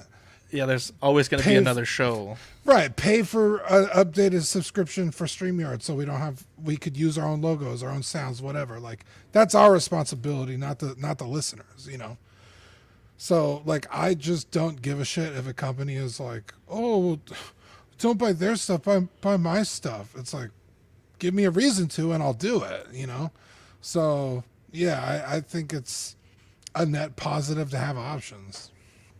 Spoken like a true American. 100%. Yeah. Yeah, these companies are sucking the money and taking the nice profits and milking us dry. Perfect analogy, I think, is in The Dark Knight. The Dark Knight, where Joker cracks the pool stick and throws it in the middle, so the final one lives. That's how the companies are. Give them the licenses, the best product gets bought. End of story. Oh, wow, that really was the end of that was a mic story. Drop. Holy cow. So, yeah, no, I completely agree with Dean. Now, I do feel, bad if it's like a mom and pop that, have thin margins, but I'm assuming those companies probably don't have the larger licenses anyways. That might be most likely to be split apart. But, we talk about collectors having options. I know damn well if Star Ace had competition for those boys figures, they would not be coming out looking like ass like they are. Yes. And they have competition in the third party, and they still don't care. But if it was a fellow competing larger license holding company, I know for a fact we would be getting better figures. So it's always going to be a good thing for the collectors. We see with the DeLorean, right? There was at least murmurs of InArt doing one and, Jazz Inc. potentially doing one. And I think that had a direct correlation on Hot Toys. Like, okay, we're going to fix some of the stuff with the prototype that folks had an issue with. So I think that ended up with a better product. And from everything I've seen, that DeLorean looks beautiful. And I absolutely cannot wait to get it. And, we always talk about Madden, right? I think that's a one that I bring up all the time, that they've had, just domination in the market, right? And the product has continued to get worse. And I just read an article recently from an insider. Now, I guess take this with a grain of salt, but 2K is going to be releasing a competing NFL game. Now it's not going to be simulation, but they're going to be re-entering the market. And EA has kind of put out, the word to their folks like, hey, this is our make or break year right now. Either we improve or, we're going to have to re-scrap everything. So that competition's always going to be good.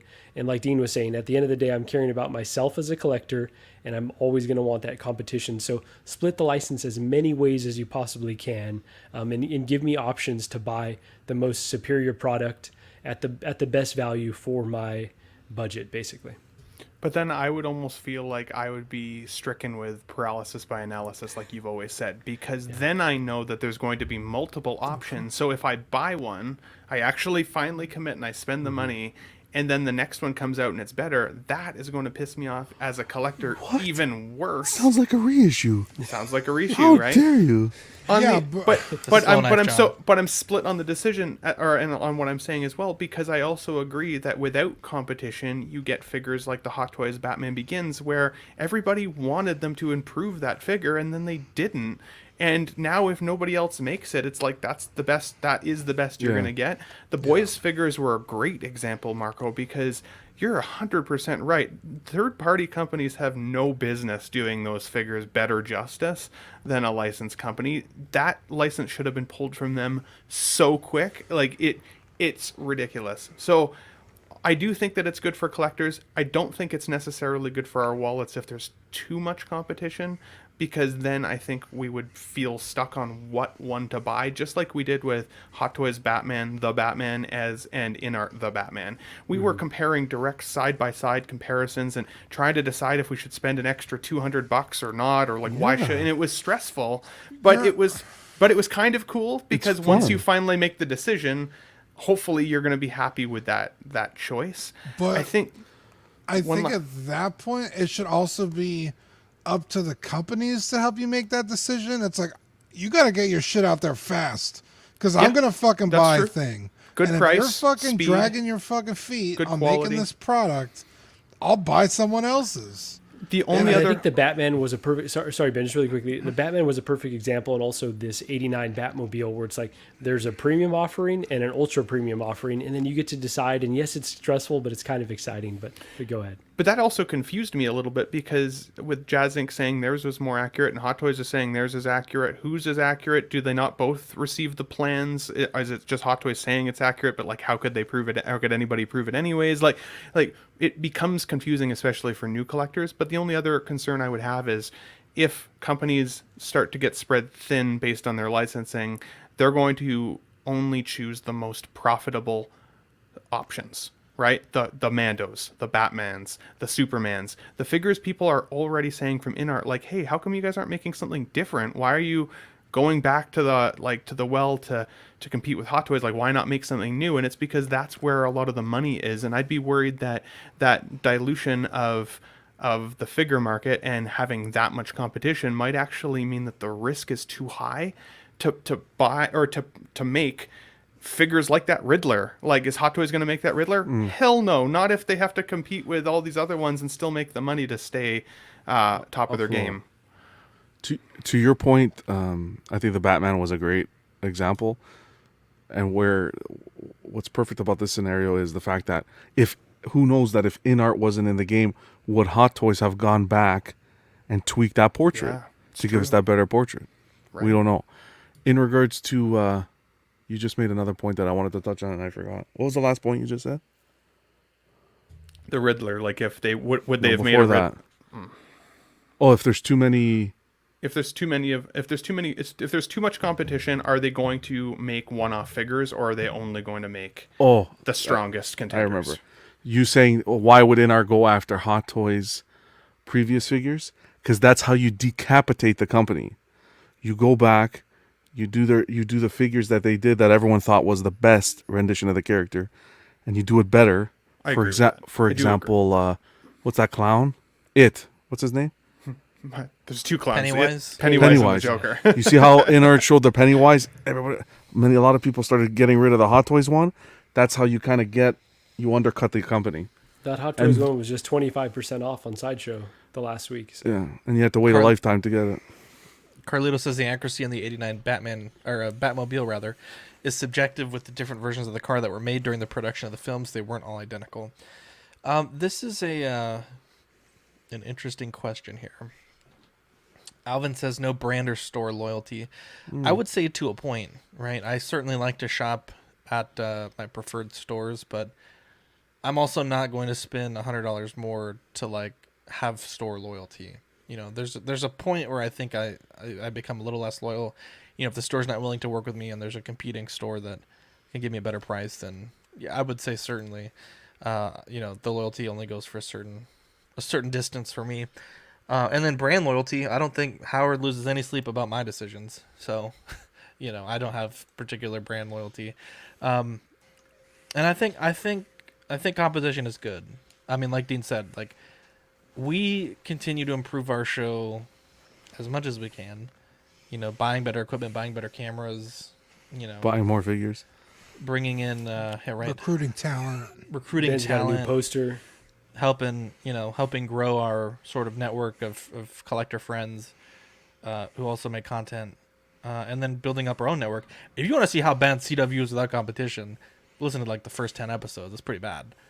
But again, there wasn't competition at that time. We didn't have to be better. Yeah, you guys didn't even wear pants back then. Like, you guys are at least like getting dressed for streams. Well, I'm sure nowadays. cocking it right now. So. Who wears pants now? Oh, I didn't get the memo. I had to drive across town to go record a show. What do you mean? Well, you took them off when you got there. Oh, that's true. That's cute.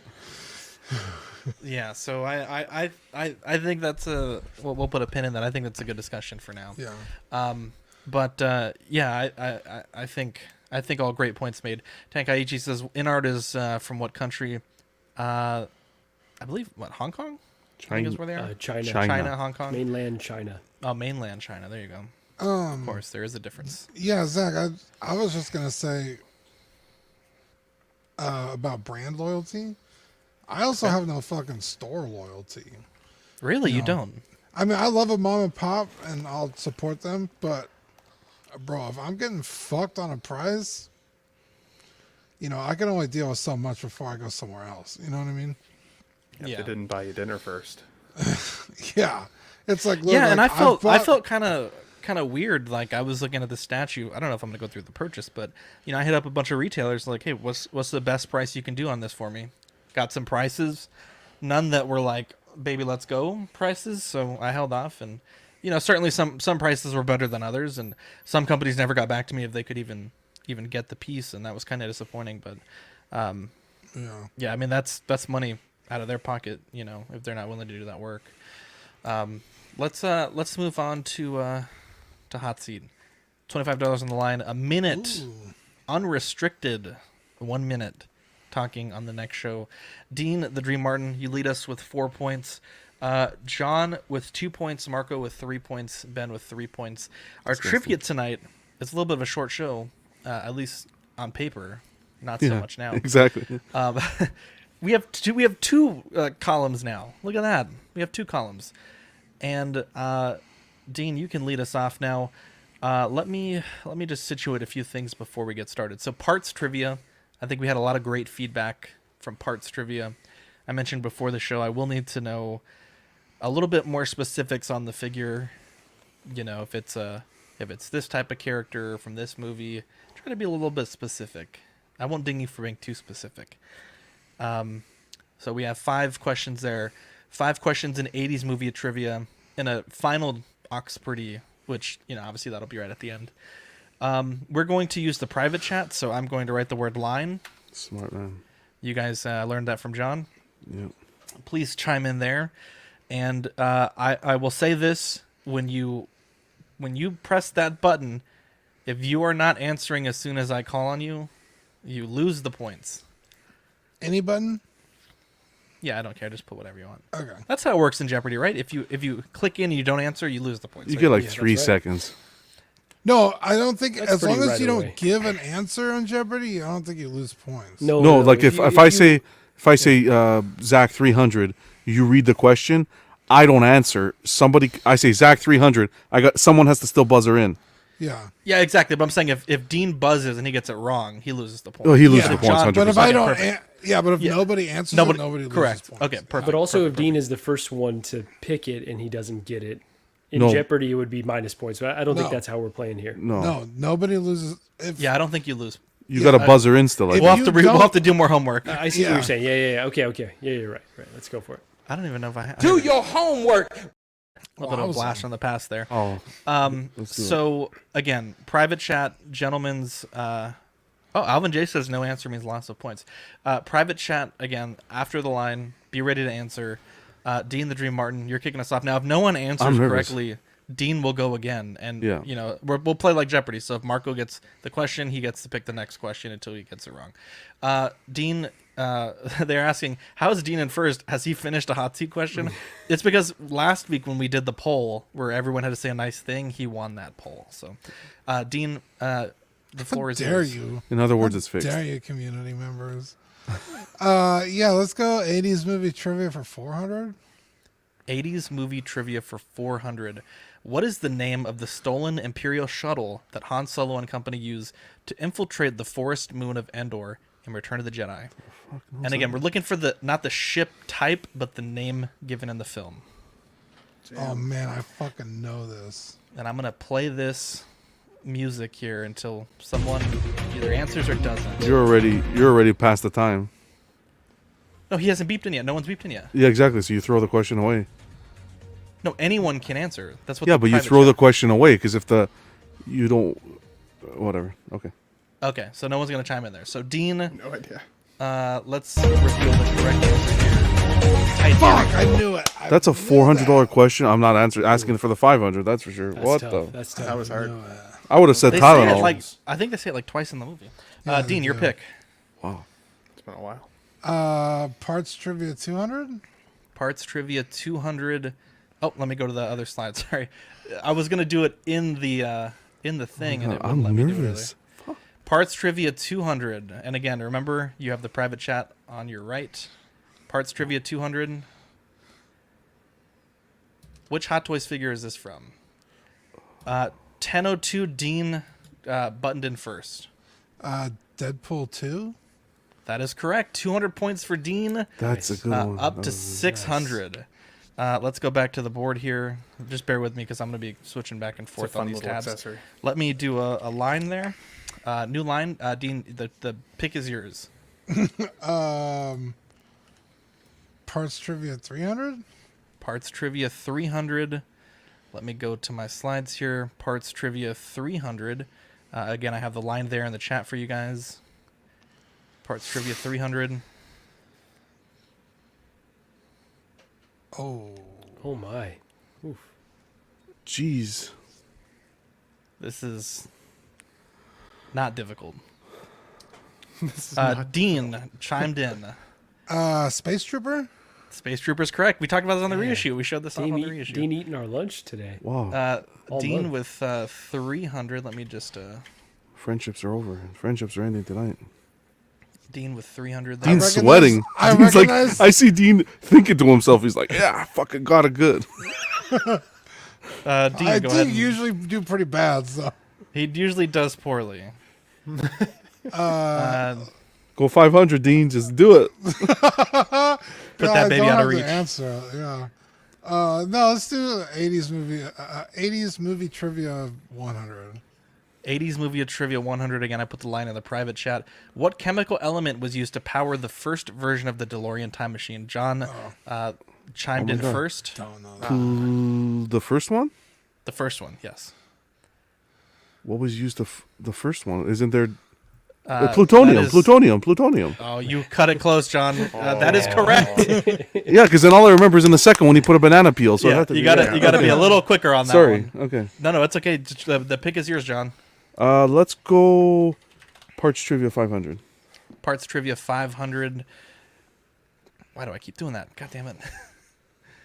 There was an option. It was like add your photo, and then it. Here we go. Parts trivia 500. Parts trivia 500 coming your way. I'm like now. sweating. Damn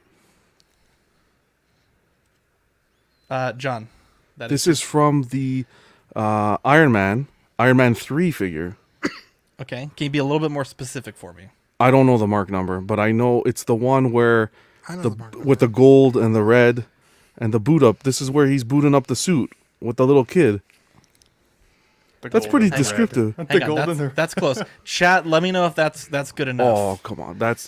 It's the one where he's in the shed with the kid in the movie and he has to boot up the suit. I don't know the mark number. I don't know the mark number. I feel That's like tough. that's pretty damn good. He got about as close as Okay, you could yeah, possibly get. I'll give it to you. It's the Mark 42 workshop. I'll give you that 42. one. Workshop. Okay. Workshop. 500 to John. I love you guys. You guys are puts the you at 800. John, the pick is yours. That was the one before the show. I was like, you may need to be a little bit specific. I think that's the only one that I'm just requires. curious to see When I who's saw on the Road chat. Warrior, I was thinking Mad I'm Max. just curious to see who's on the chat who's going to be on a hit Right, list. same, Ben. There you go. Who's on the shit list? John, go ahead and take your pick, please, and I'll put a new go line in the private chat. 80s trivia at 500. 80s trivia 500. And coming to America, what is the difference between the Big Mac and the Big Mike? Big Mick. Big Mick, I'm sorry. Marco, was that a chime in on yours? Yeah, that was. Okay. So it's the bun, right? Theirs has sesame seeds, and the Big Mick. That's it, right? Yeah, there you go. Look at that, Marco. Good job, buddy. What a guy. Good job. The I buns don't have seeds. remember My the- buns have no seeds. That's awesome. That's a good one, Wow, Marco. that's hilarious. Marco, the pick is yours. All right, let's go movie trivia. 80s movie trivia for 300. 80s movie trivia 300. What is the name of the colony on LV-426 in the Jeez, no 1986 idea. movie Aliens? Oh, fuck. I Put a don't. line there in the private chat. Questions are like tough, man. 5, 4, 3, 2, 1. All right, let's see what the answer to that one was. Hadley's Hope. Marco, it is your pick still. That question Let's had go no 200 hold. on that one. 280s movie trivia. Yes, please. Sundown, Jester, Hollywood, and Wolfman are nicknames of aviators in what 1986 movie? No idea. Marco. Oh, Top Gun. That is correct. Damn Top it, Gun, I baby. I wanted to guess it, but I was like, I didn't think That would have been a safe I didn't guess think it for was sure. right. All Yeah. right, we have parts trivia for 100, parts trivia 400. Marco, take your pick. Let's go parts for 400. Parts for 400. 400 is actually. Let me put a new line there in the private chat. It's stressful playing. Like we do this on club. I always do the game. When you play, it's stressful as shit. It is, right? Parts trivia 400. What? This comes with a hot toy? Comes with a hot toy. This comes with a hot toy. Yep. Oh, Ben Thomas with the looks like comeback. Ben Thomas. I mean, it's a Hail Mary, but I'm going to say Jack Sparrow. No. That is incorrect. Damn it. Which What one? does that Which, say? which That was looks- this? 400? 400, yeah. that This looks is a kinda hot toy? I'm Elvish. going to call it there. This is the Hot Toys Grindelwald. Damn, I was close. I was gonna I say. would have never Like, gone it that. could be a pirate What's skull. his name? The good guy from the. Okay, let me make a new line here. We have parts trivia 100, then final Oxfordy. 100 is. Here we go. This one should be easy. Dean chimed in first. That's easy. DX07 Bespin Luke. Yep, that's the tourniquet Yeah, for the exactly. That's severed arm. Which Okay, is so ketchup let and me mustard, man. pull up if you guys have your phones or a writing device, anything like that. Give you guys just a second here. I need to tabulate some scores. Currently, Dean is at 1,000. Marco is at 800. Or excuse me, Dean is at 1,000. John is at 800. Marco at 1,000. Ben is at negative 100. But we're gonna have fun anyway. I think it should be Oh, yeah, it's negative. We're good. All right, here we go. So let me know when you guys are ready. And again, gentlemen's agreement. Keep it off the chat, please. So I have to send you how much I want to bid, right? Yeah, so you'll be writing your answer to the question or no answer and the amount that you want to bid. Wait. So let me know when you guys are ready to go. We have to send you how much we want to bid before we get the question, no? No, you get the question. Oh, you write- get it first? Yeah, Okay. it's all together. Okay. Okay, so remember, guys, gentlemen's that? agreement. No Googling, please. Yeah. Chat seems to really like this this thing, and Tenkaichi says this is the smoke drink from Grindelwald. Here we go. For 500, let me pull up the final Oxford. Jack Sparrow. Nobody in the chat give the answers for this one. Yeah, please. What is the name of the hotel in the 1980 film The Shining, starring Jack Nicholson? Again, What is the name of the hotel? Oh, man, this is not where they shot it, but what it's called in the movie. Oh. I'm going to give you guys 30 seconds. This was a movie of the week, too. It was. Let that go for a bit. Again, you can bid $0, so you're not under any pressure. Is the real life name different than the movie name? That I don't know. I don't think it is. If you watch Tested, it's been mentioned quite a bit. You guys are turning the corner here, so be sure to get those answers in quickly. Do we DM you, or we just write it down on our phone? Yeah, just write it down. I'll give you guys a few more seconds because I was. We'll do one more cycle of the audio. Wow, look at this. The people like the questions this week. 10 out of 10 for Oxfordy. Yeah, it's a fun game. One six shooter says it's different. Yeah. So get your answers in quickly, please. And gentleman's agreement, no Googling. Yeah, I don't know.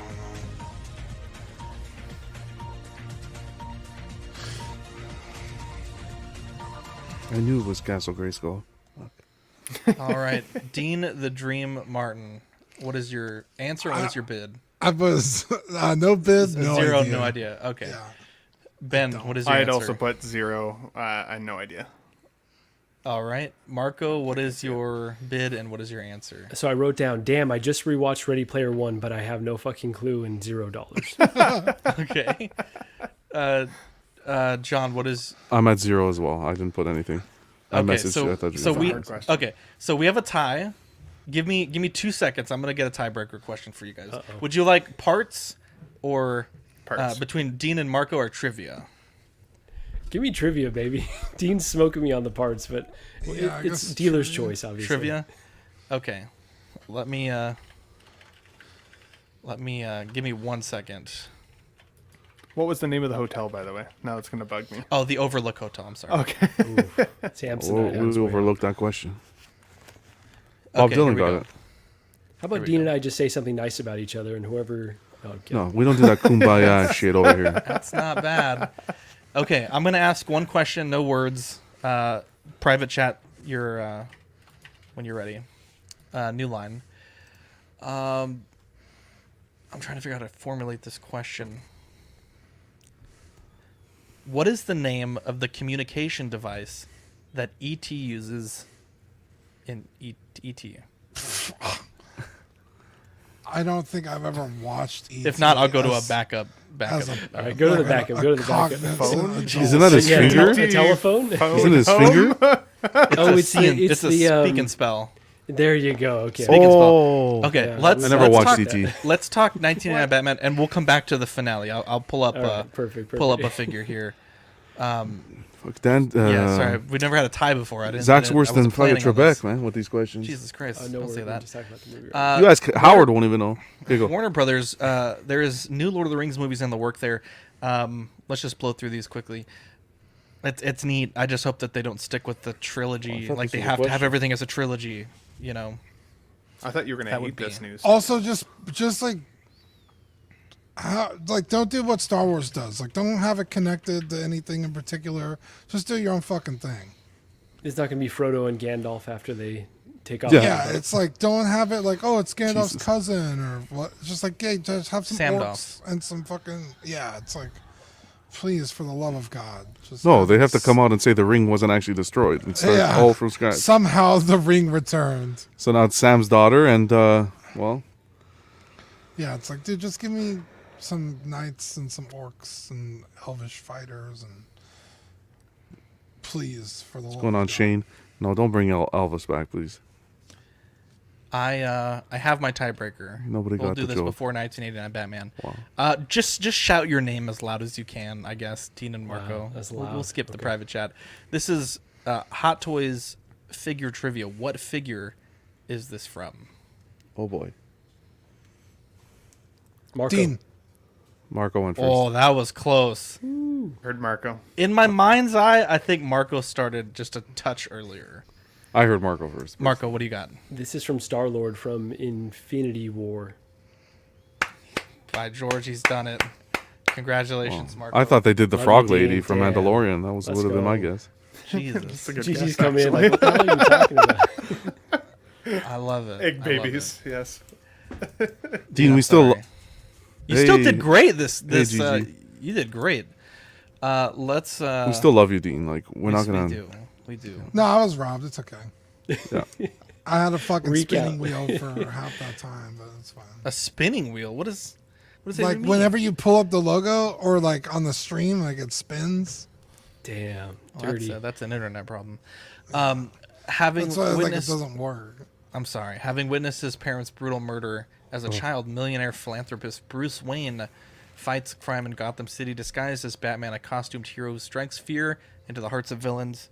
But when a deformed madman who calls himself the Joker seizes control of Gotham's criminal underworld, Batman must face his most ruthless nemesis ever while protecting both his identity and his love interest, reporter Vicky Vale.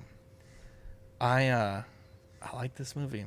I really like the Burton films. I think Tim Burton's such a great director.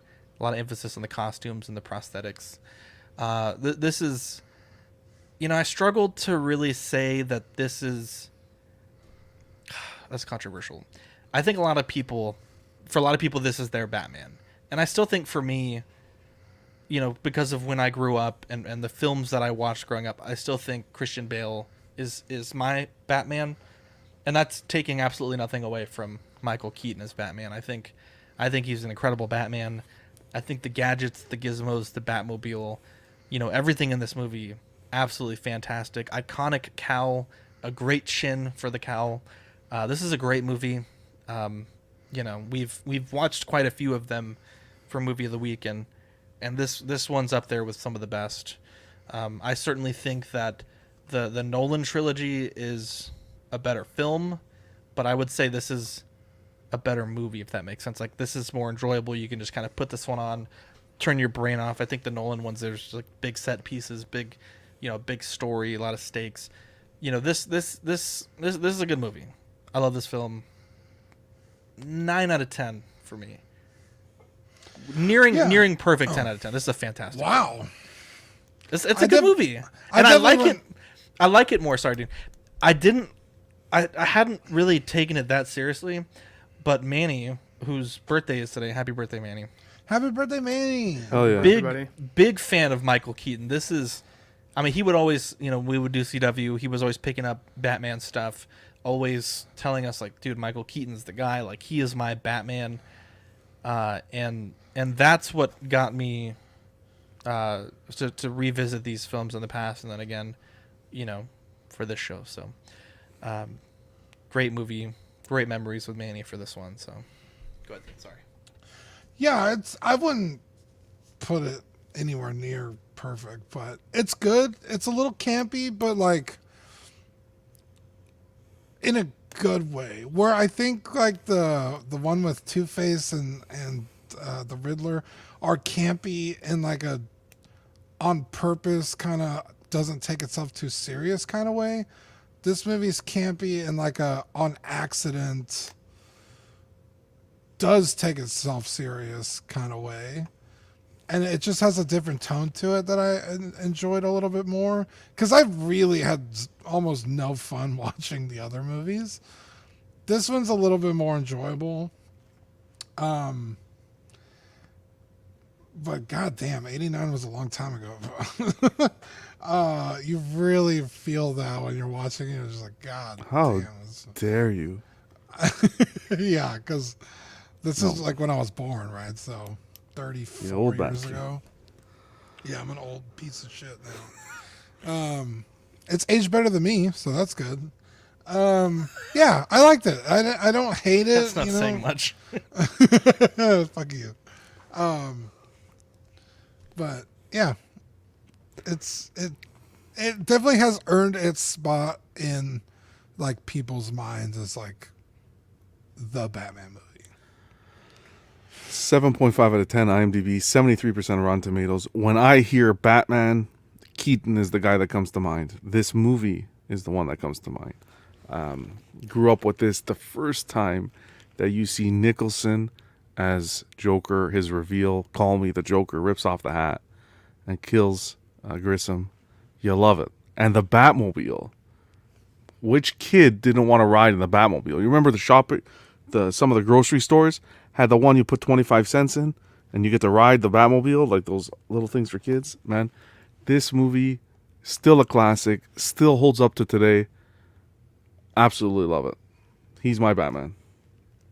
All the way. Vicky Vale, Kim Basinger, she did an awesome job. Absolute bad. Knox with the little jokes. You're going to need a long lens.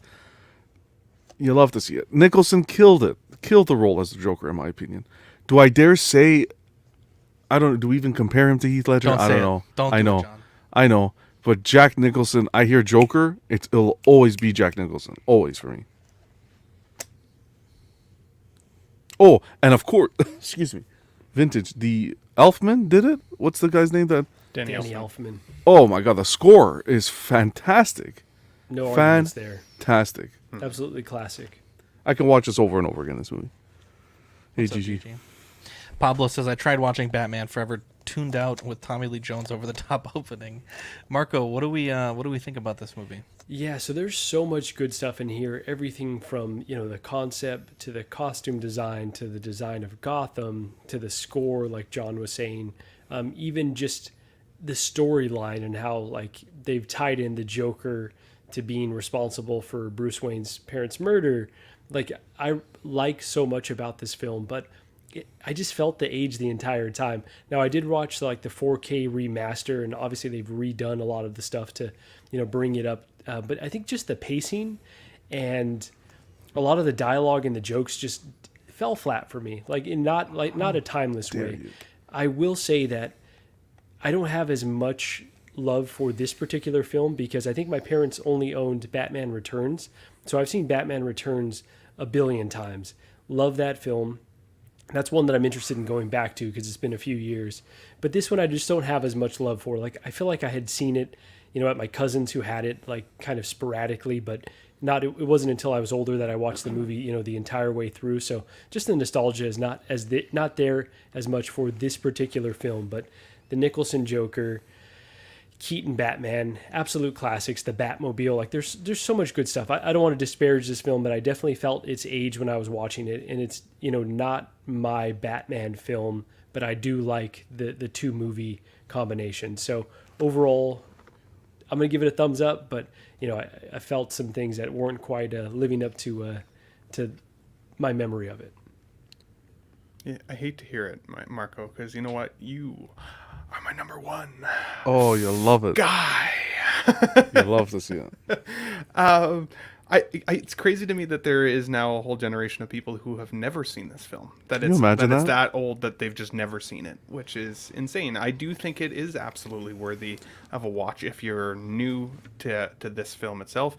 If you're an old guy like me and I guess like us, this is super nostalgic. All of the good things that you guys have already said, I echo. So some of my funnier takeaways when I watched this slightly more critically this time was there was a few. So I was thinking about Vicky Vale, because I mean she's lovely, and I never really pieced it together that Batman closes her on the first date. I was like, interesting, okay, and then later in the movie, she thinks that Bruce invites her to this art gallery for a date.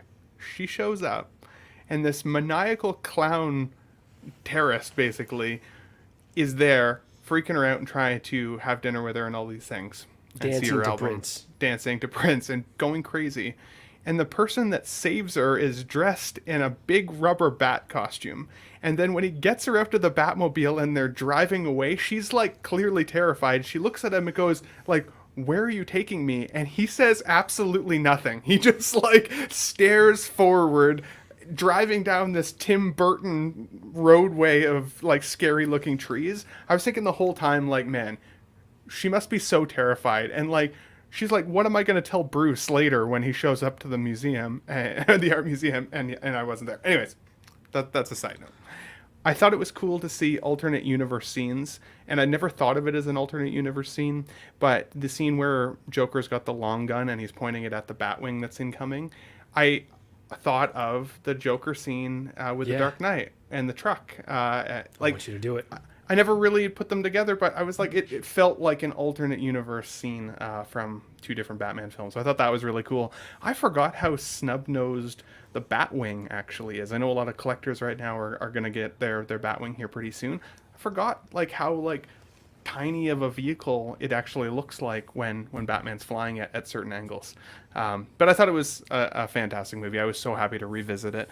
And I always liked the fact that for this particular Joker with Jack Nicholson, that the makeup was actually the skin-colored makeup, not the white. The white is his skin. He is now the Joker. Jack cool. is dead, which I thought is cool.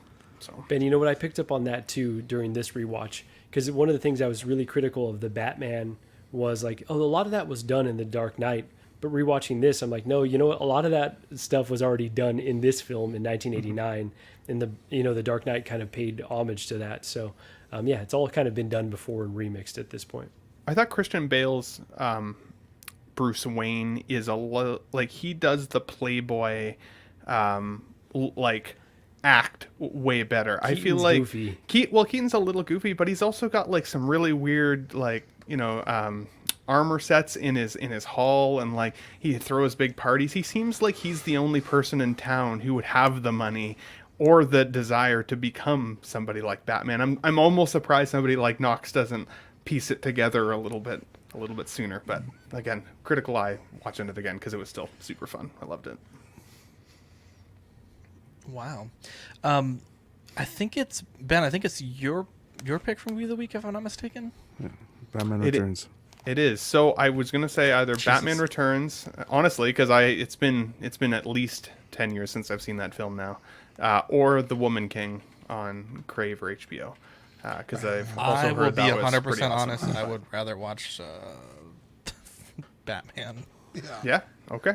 I saw the trailer for The Woman King or Paint Dry. I haven't seen any trailer. I just heard some people say it was really good. So I heard last that too. Last time that you said that, actually, Viola Davis does look really good in that. But yeah, I'm down for Batman Returns though.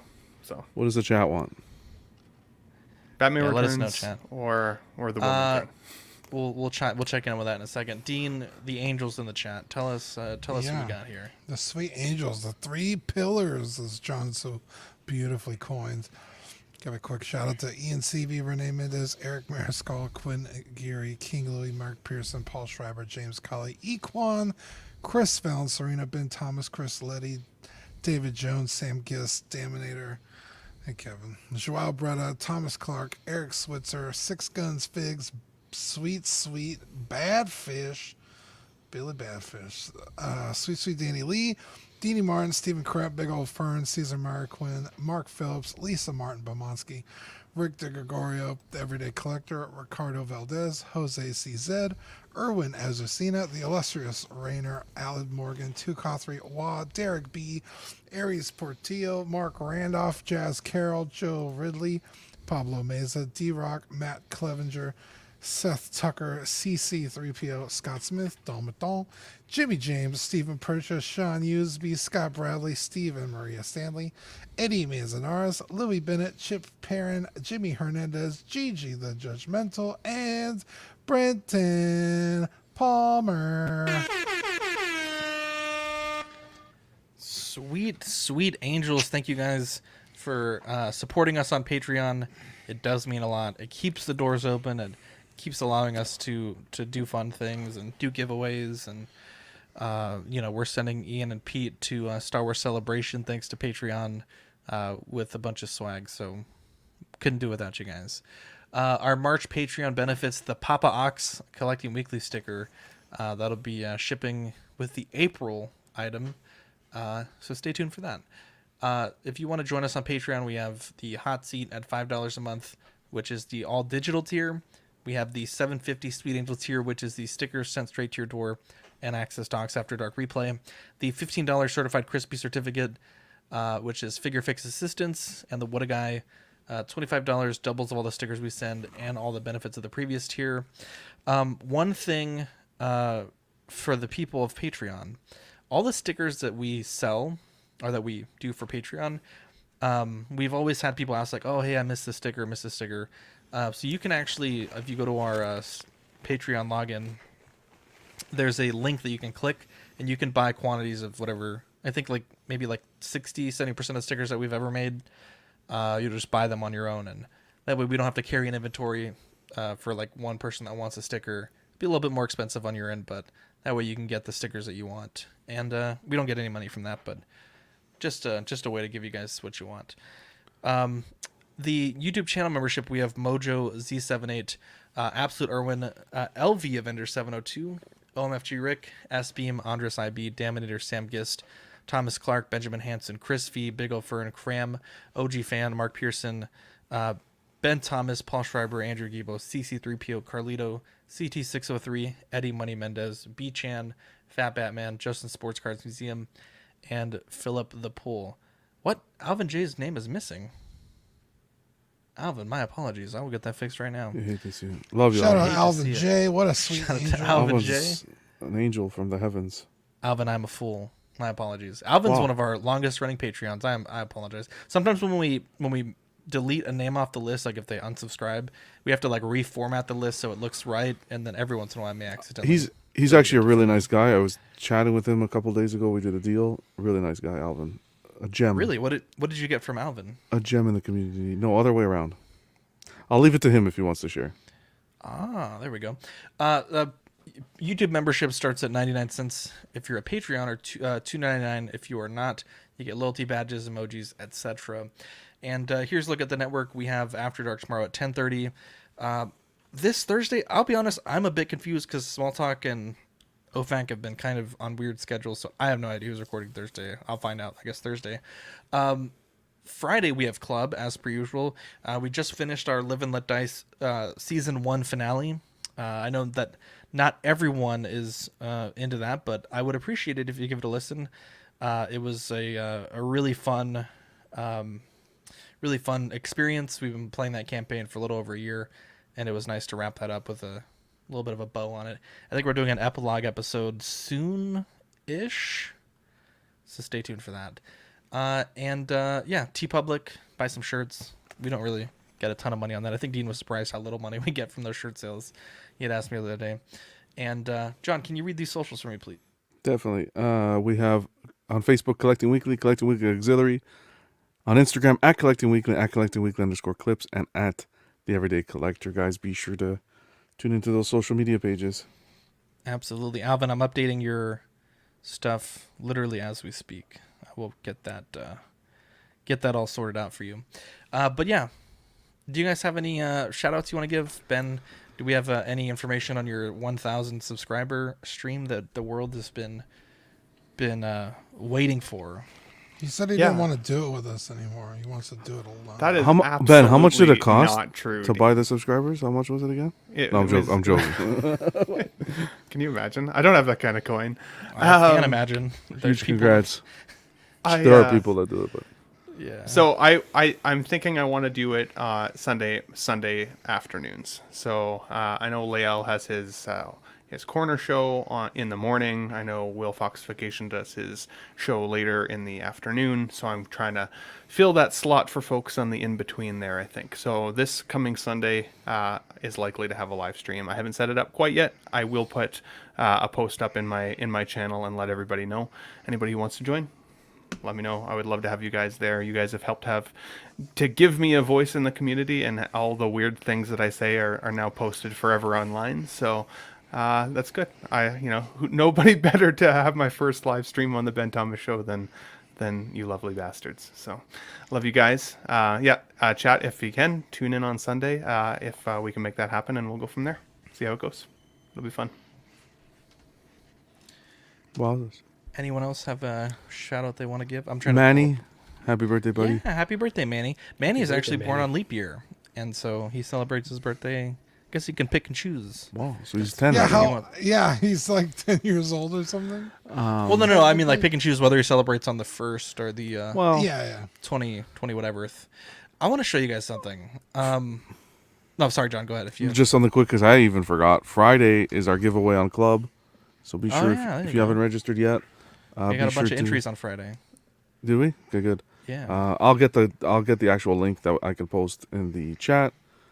You guys know what to do. It has all the directions there. But we'll be we'll be doing the giveaway on Friday. So thanks to Dilber, great guy over at Momentic.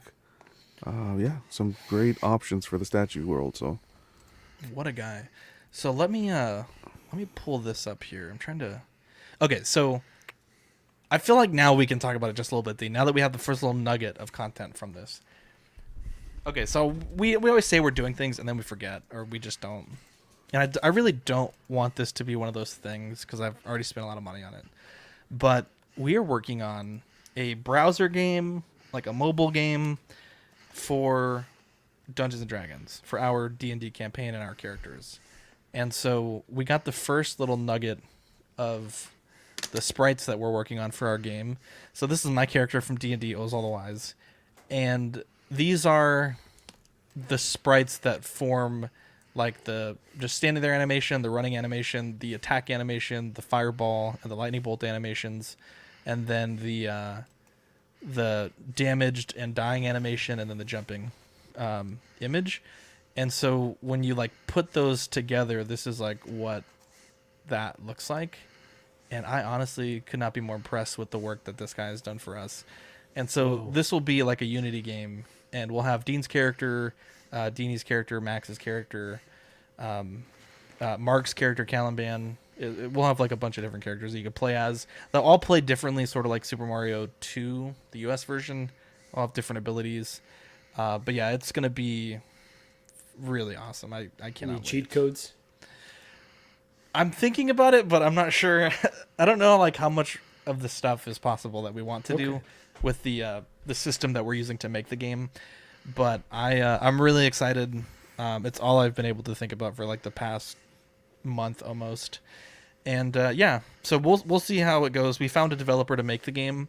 We found the artist to make the sprites. We're looking for artists to make the artwork for like the title screen. Still thinking of a name. There's a lot to work to do. But I'm hoping, at least by fall, I'm hoping to have something playable for you guys. So maybe we'll do a streaming of us playing the game and having fun with it. So shout out to Ted on Fiverr for helping me out with that. That's cool. But yeah. Anyone else have any shouts they want to give before we cut this one off? There's too many shoutouts.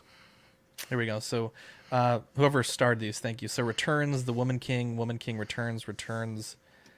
Yeah, Returns won 3-2, I think. Yeah, 3-2. So we'll do, Ben, if that's all right with you, we'll do Returns. Works for me. And I want my salt and vinegar chips. I have an idea for the next one. I'm so excited. But anyways, thank you guys for tuning in. We had a booming chat tonight. It was really fun to be here with you guys tonight, both on the panel and in the chat. Appreciate you guys that tuned in live, and for those that are watching the replay, check out Rainer's Rarities this Saturday in San Antonio Traders Village. And yeah, I'm Zach. I'm Dean. I'm John. I'm Marco. And I'm Ben. We'll catch you on the next episode. Bye.